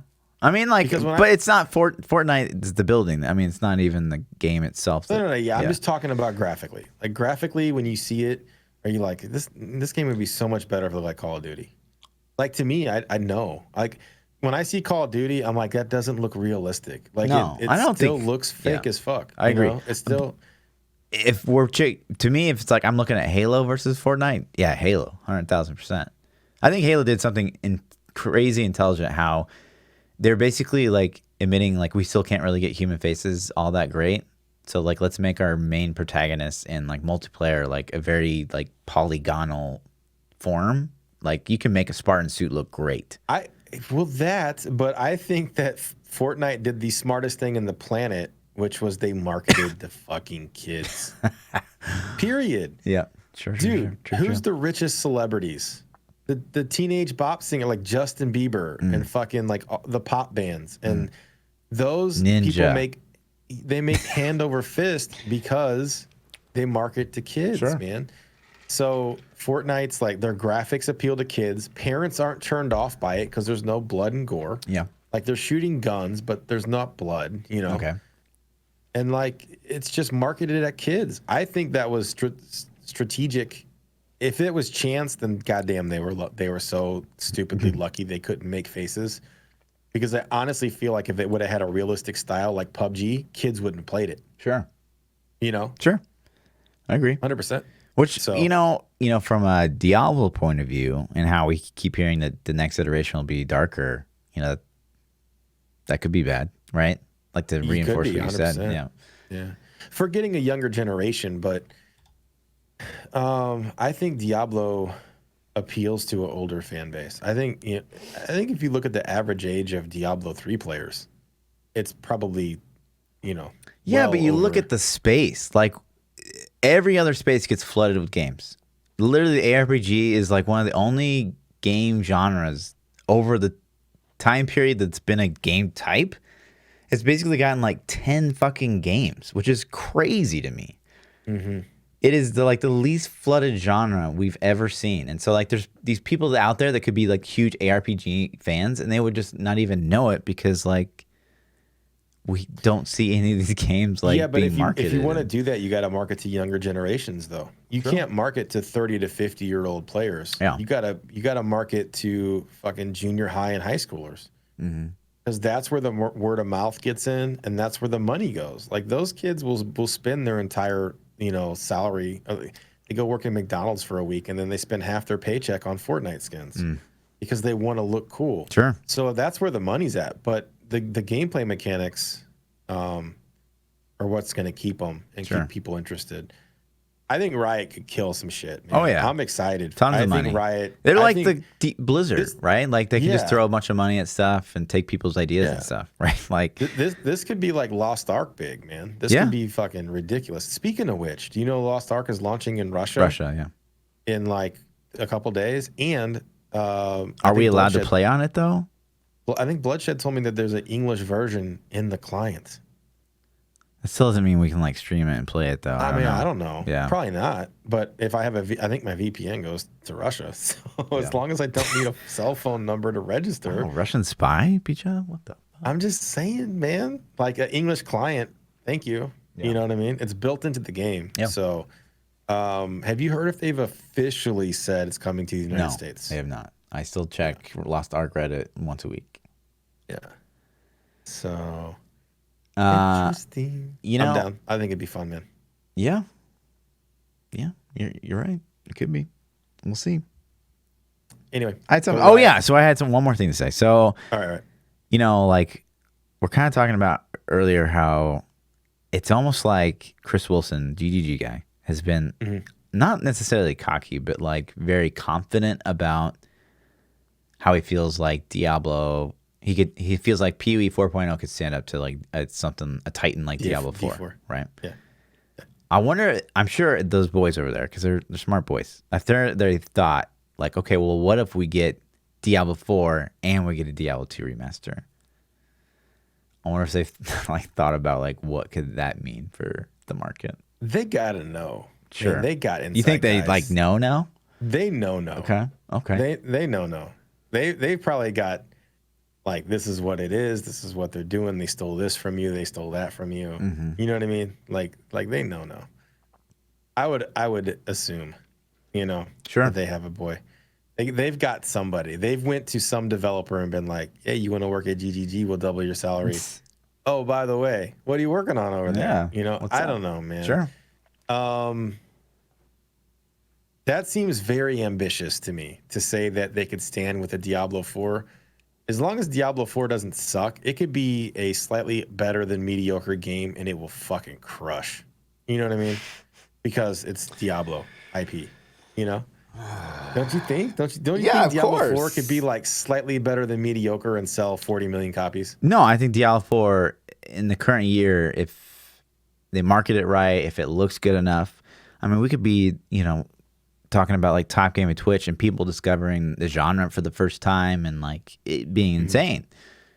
But I hope it doesn't fall in Twitch for sure for a little bit. Asmund said he's going to stream the shit out of it. So I just hope it doesn't fall into the same pit holes, where it's like Diablo 3, where very shortly after people kind of realize it's lacking and then we don't get content updates for it and it dies off and monetization is going to be huge, man. Yeah. I think how they choose to monetize the game. Sure.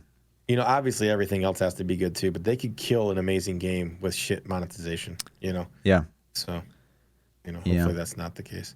Sure. But here's the thing, and someone brought this up in chat because, someone came by the stream that was actually like, you and PTR need to shut up about the stupid monetization thing. And he argued his points instead of being like just a rat. Yeah. So, and he was saying, what's to say that even if, like, let's say Diablo 4 implemented a GGG paradigm where it's like, pay for convenience or, pay for strictly cosmetics and stuff like that, where very clearly in PoE does that lead to content, right? There's no question that that's what drives that game. What's to say that, Diablo 4 comes out and it's like pay to play, it's got a cash shop. What's to say, based on Blizzard's track record, that would drive content? I don't know. I mean, World of Warcraft's subscription drives content. Is it the same as a cash shop? Kind of, sort of. Not exactly. Not a one-to-one.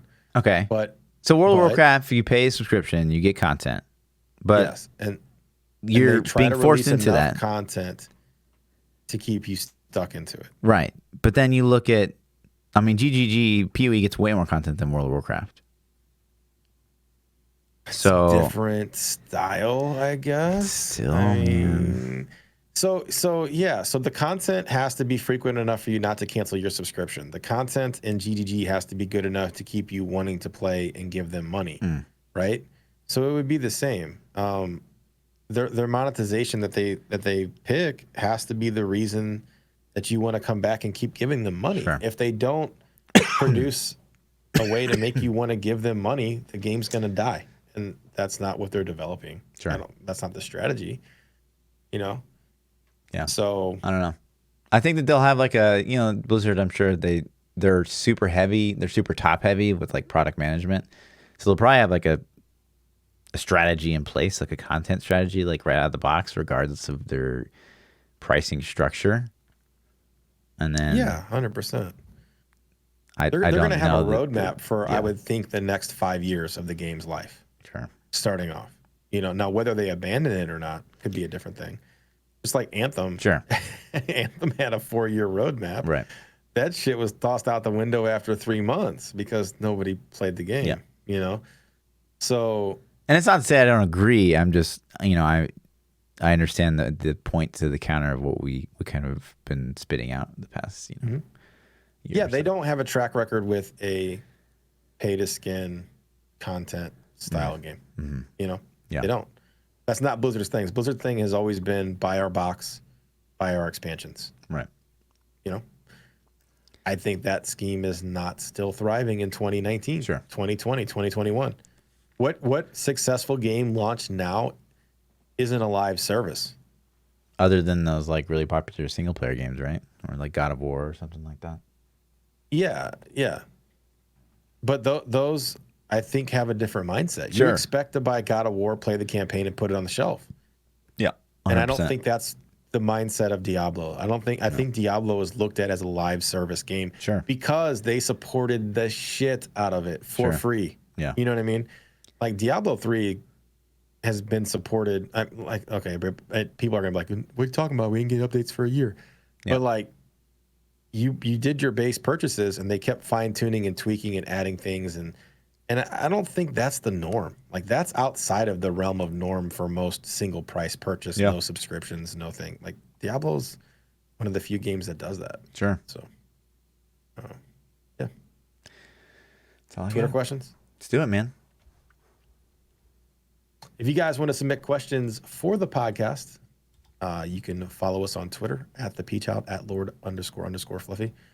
Or you can join our Discords. The links will be in the YouTube video, or you can come to either Twitch chat and grab them from there. The first question comes from Snuff. He says, what do you think of Riot making a Diablo-esque ARPG? I think we just kind of talked about that. Badass. Yeah, more competition. I think great, regardless of whether or not I think it's cartoony, and like it's great. I want more RPGs. I want our market to be flooded like for once in human history. Yeah. I mean, how cool would it be to log in and be like, which game am I going to play today? And it's like we talk about, like if GGG and Blizzard would just like stagger their schedules better, like it would be really nice for an ARPG fan to like, okay, I can play a month pretty hard on Diablo, I can then play a month really hard on PoE, and then maybe even something else pops up. It'd be great. Yeah. Yep.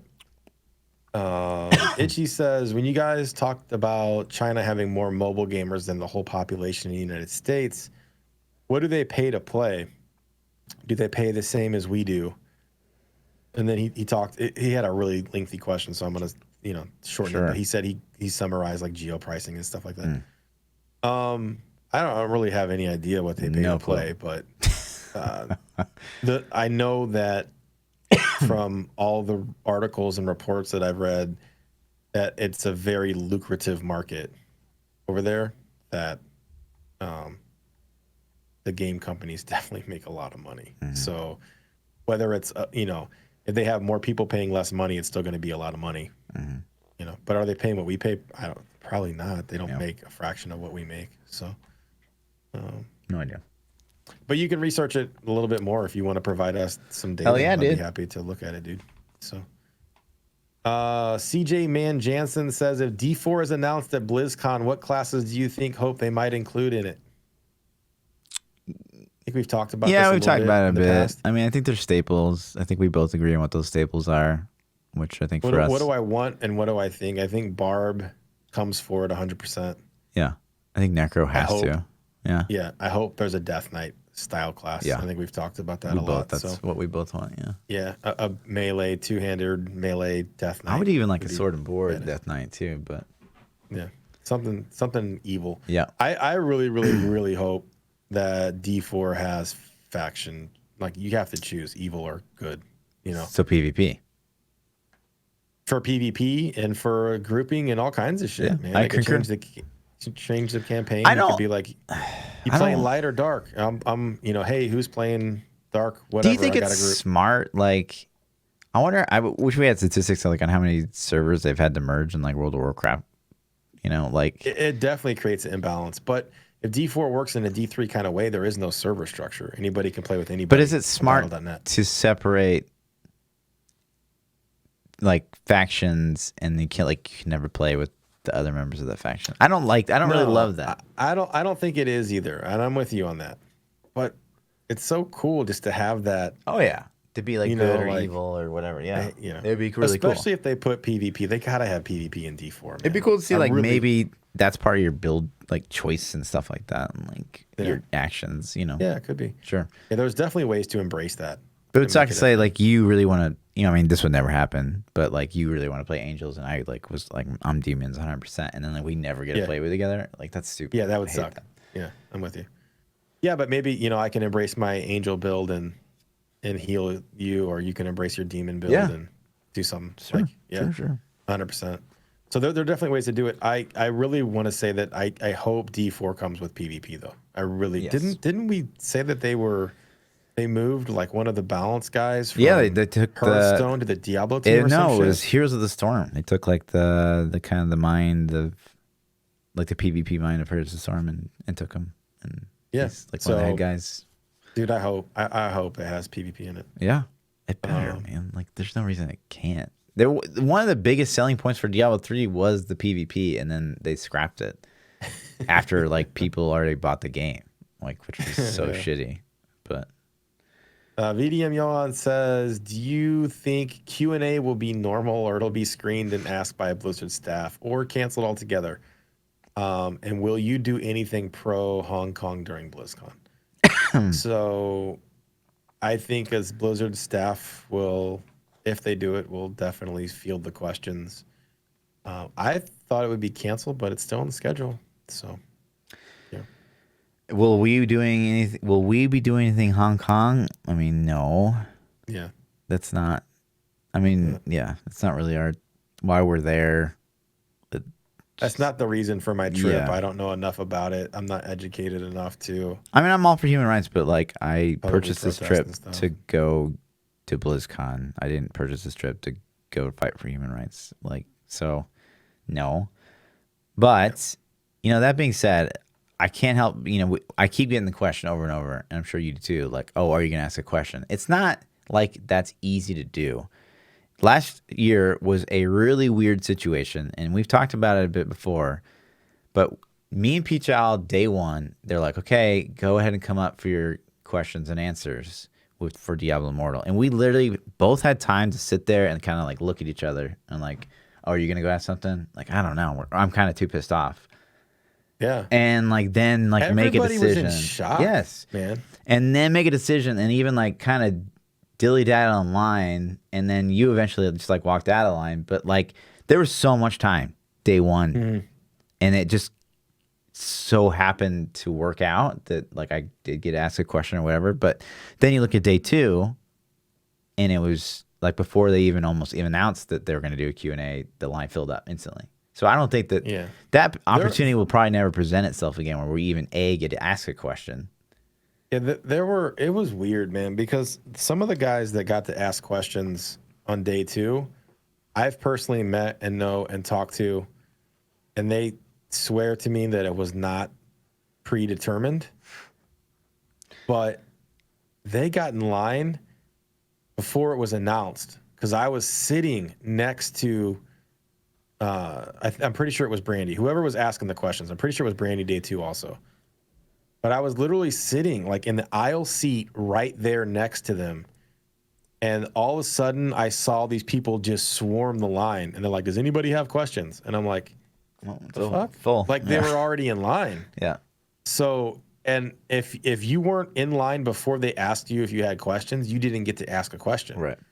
So maybe the first person jumped the gun when he saw them standing up with the mic. Maybe somebody spotted the mic. And when the first person went, other people were smarter than me and were like, oh shit, the line's forming. I'm getting in line now. Because I was kind of waiting to be prompted. You know, I wasn't going to ask one anyways, but I was kind of waiting to be prompted. Right. And it was it was such a stark difference from day one, where we literally had time to sit there and like look at each other and be like, should we go? We actually walked across the stage too. Yeah. Because we weren't in a good spot to get in line, right? Yeah. We had like pretty decent seats, and then the place cleared out, and then we kind of walked over to a different spot in the middle to get even better seats because the place emptied. Right. And then we're kind of sitting there, and I'm like, dude, you want to ask something? You're like, I don't know, you want to ask something? Fuck it, let's go get, Sure. And so we walked over and got in line, and it was just like. We had time to do that. That much time. I honestly was like right behind Fluff in the line, and I was like, dude, I don't have anything to ask. Like, I can't. I was kind of pissed. I was like, sure, man. So yeah. And Fluff's like, I got something. You told me what you were going to ask. I'm like, cool, I'll record you. So I actually recorded you on my phone. I have a video of that, but yeah, it was nuts, dude. So yeah, just to add to that, like, do people keep asking the question, like, what are you going to ask this year? It's not like that opportunity is probably ever going to present itself again. It just so happened. It was just a weird situation. To ask a question. Sure. I want to, if something is like, oh, this is a good question, I think I should ask this, then sure, I'd get in line. But I'm not gonna like, how could I already have a question made up? Right. We don't even know what's going to happen. Right. So it's like, it's silly to think that I came into BlizzCon last year, like premeditated, like knew exactly what I was going to ask or something. Like we didn't even know a mobile game was going to be a thing. So like going into it this year, do I have a question in mind? Like, no, of course. Like, no, it's just, it literally came out of that day. And I can't say that even if I had a question, like, ooh, I know this is what I'm going to ask. Like, this will be a gotcha. Like that they would even apply or be a good question to ask, Right. Yeah. I just hope that if you're up there asking a question, man, like, please don't softball question, or don't be a troll and be like, it's just an April Fool's, but like, ask a good question, man. Ask a question that's going to get some answers about gameplay or, Diablo or whatever. You got to try to be crafty too, to get them to answer your question that gives us information. True. Like if you ask too hard of a question, they're going to say, I can't talk about that right now, or you'll have to find out. And if you ask something silly like, I see there's a big picture of a Barb on the cover, so does that mean Barb's going to be in the game? Like, a fucking course it does. Like, don't waste our time with that shit either. Sure. I think the worst question last year was like, I see that like the hair is like flowy in the trailer. Is that is that how it is in game or something like that? I was just like, Jesus Christ. Yeah, it's like, come on, go sit down. Yeah, like no. We have a 10-minute Shame block of you. questions, and you just wasted 2 minutes of it on that shit. Fucking CGI dumbass. All right. The next question comes from Red Pool. Red Pool says, "Did you see the hero of the Storm character, Deathwing? Could those be the wings we're getting for D3?" Interesting. So That's I kind why you had me of pull it read this up, question and I prepped Fluff. I said, "Here, pull this video up and have it queued up to this time." So if you guys aren't watching the YouTube video, you'll have to look for it yourself. But check this out. Those would be dope if they did. Wait for it. I think it was like, what, 36 seconds in? There it is. Look at those wings, boys. Flaming wings? Flaming wings. I think those would be really cool in Diablo. I think those would work pretty cool. I'd rather have his normal wings. They already have a model. I'd rather have flamers. I think his normal wings look more badass. The flaming wings. Well, they got flames on them too. There. They literally could just reskin like the Imperious wings to be more particle-y and it'd look like the flaming 100%. wings. Or they could do the mastery wings we have now and just make them red instead of the translucent stuff. So, I still don't understand this trailer. That's a good catch, Red Bull, if that's actually it. I still don't understand. Is this a character or is this like... Is a playable character? Is he a boss? Or I don't get it. Because he's like stationary the whole trailer, so...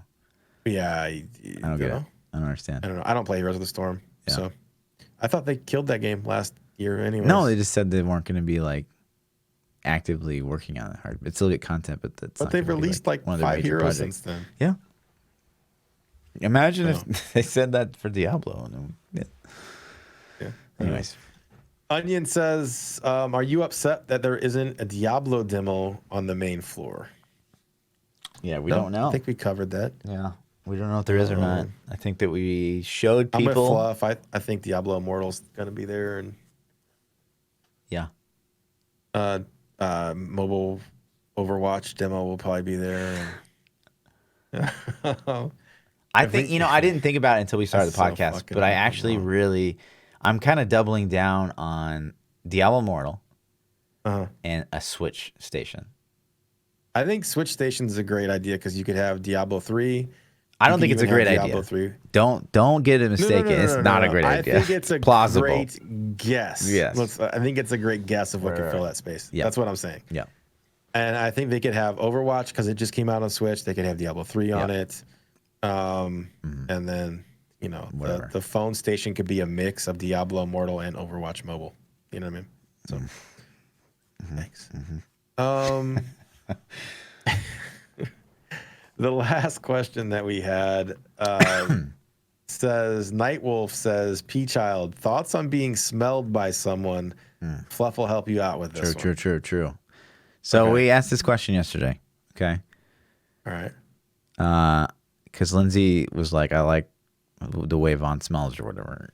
Like she just like smells me sometimes, and so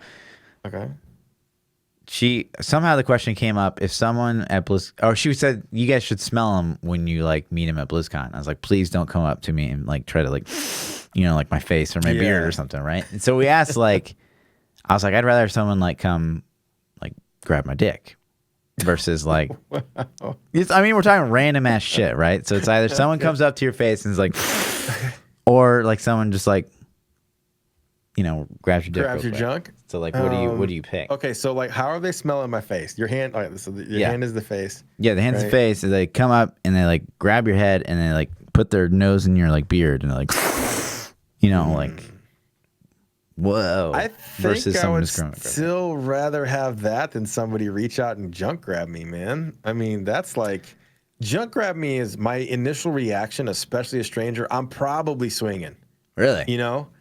If somebody grabbed my junk, I think natural reaction, I'm like, whoop, and just, you know what I mean? Like, jab. Like, I don't know you. Like, why? What the hell? Sure. Like, I'm being molested. Yeah. I'm scared. Yeah.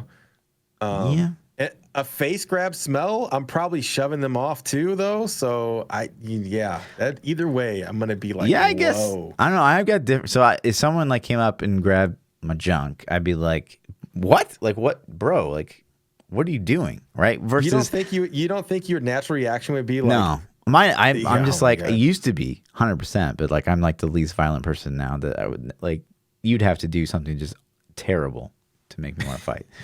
But versus someone coming up and smell my face, it's like, what the fuck is wrong with you? Like, what are you doing? Like, you're all up in my fucking personal space. I'd be like, what the fuck either way. I would of course, but I think the face smelling is like, first you've grabbed my face and you've like it's double.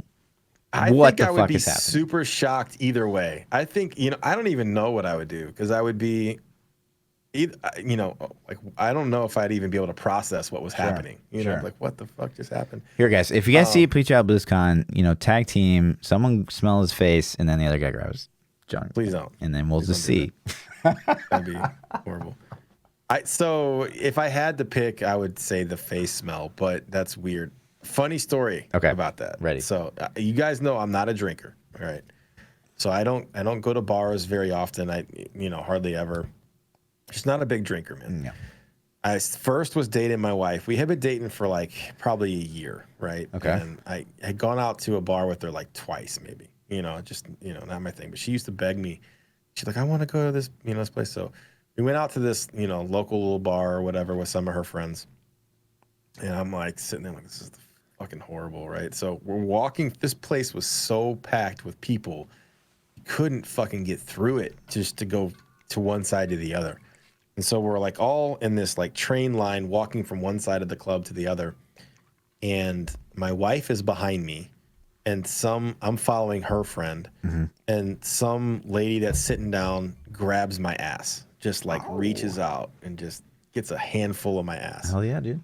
And I turn around and I'm kind of like, oh shit, and I didn't know what to do, man. I was just like, oh fuck, do I get pissed? Like what do you just ignore it? And so I kind of just like laughed. I was like, huh, like the fuck. Sure. And then so she does it again, right? And so my wife is like, I don't even know what she said, but she's, something like, excuse me, like in a way, like I'm going to fuck you up. You know what I mean? And then she's like, oh, is this your man? And my wife's like, yeah. And she's like, oh, I think he liked it. And I'm like, oh my God. Oh dear. And so I just kept walking. We go sit down to the seat. My wife was pissed at me for like 2 fucking weeks for that shit. Yeah. 100%, like, man. I'm like, she grabbed my ass. I know, dude. What are you mad at me Females, for? Bro. What are you mad at me for? And she's like, you didn't even say anything. And I'm like, what the fuck was I supposed to say? Like, am I supposed to like yell at some random drunk lady at the bar? I don't understand at all. And to this day, she still says that I'm wrong for that incident. Yeah, man. I mean, the same shit happened to me. Like, not like that, but like some girl. To me, it was very clear that like she was there with the guy and she wanted to make him like jealous. And I was there like focused. It was a flip cup tournament. Okay. So I was like there and I was like focused. And I was getting ready for like my next match because like we were like defending like 3 years of winning this thing, and we had some like really strong competition. And I'm like trying to like focus and stay sober. And like this chick comes up and it was pretty obvious why she was doing it, but at the time it was just like, I don't really even care what you're doing. So she comes up. She like puts her hand. I'm like, I'm sitting on this guard. I'm leaning on this rail, and like both my hands are hanging over. And she kind of puts her hand on my hand, and she's like, "Hey, who are you here with?" Or like, "What's your name?" And blah blah blah. I'm like, I'm just like, I'm literally like in competitive mode. So I'm just like, I'm here with my girlfriend, playing fucking flip cup. Like, I didn't engage with her whatsoever. But because I didn't immediately pull back and be like, don't touch me, it was like a thing. So it's like, it doesn't make sense to me, to us, right? But to them, it's totally different. My thing is like, I don't go to bars. So if there's like a drunk get your ass grabbed etiquette, I sure as fuck don't know it. Okay. So A, that. B, like, you made me go to this place. C, I couldn't even, like, I didn't even see this lady because I'm facing the wrong direction. And then you're mad at me. But it's, I think it's funny at this point. But she was definitely pissed at me. And she's like, you should have said something. You should have. I'm like, what do you want me to like fight a woman because she grabbed my ass? Like, what do you want me to do? You know what I mean? Like, I don't understand. Same knee jerk reaction. It's a little jab. Oh shit. Yeah, I don't know. Anyways, that's smell my beard. Don't grab my junk. Sure. That's it, man. That is all the questions we had. If you guys want to submit questions to the podcast for next episode, you can tweet them at ThaPChild, at Lord__Fluffy, or join our Discords. Hell yeah, dude. Yep. You can submit them prior up to like an hour before we go live. I'll still be collecting them. So yeah, at any time during the week, if it pops in your head, just boom, hit us up on Twitter. One more podcast before BlizzCon. One. Just one. Just one. So I wonder what's going to develop over the next week. Leaks, man. Crazy More leaks. leaks. If D4 is really happening, people setting up the demos will probably leak the demos. They didn't leak the Immortal demos, though. They're pretty tight. I mean, I had somebody tell me it was mobile, but, I didn't believe it. Honestly, outside of like Wyatt Chang private message me and saying, hey, Diablo 4 is coming, I'm not sure there's a single thing I would believe. No article, I would believe anything. Diablo employee that has reputation to lose or get in trouble. Sure. You know what I mean? But nobody with that clout would ever tell me anything. Right. And I would never ask it of them. Like, there are people that I'd talk to, you know what I mean? A little bit. And I would never be like, yo, tell me something. Because that's not what it's about. Like, I'll find out when you guys find out. I don't give a shit. You know what I mean? Like, it's going to happen. It's going to happen. If it's not, it's not. So what do I need to know? You know? Mm-hmm.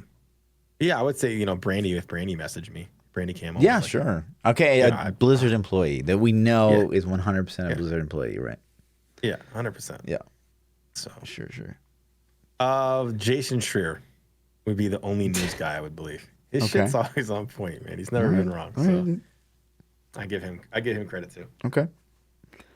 That's it, man. Yeah. Next week, and then I think we're gonna try to do something at BlizzCon if it permits. If things go down the way that we hope they go down, and I don't know what the evenings are gonna look like. But I think it would be highly unlikely if we didn't. Sure. We're gonna try to do something.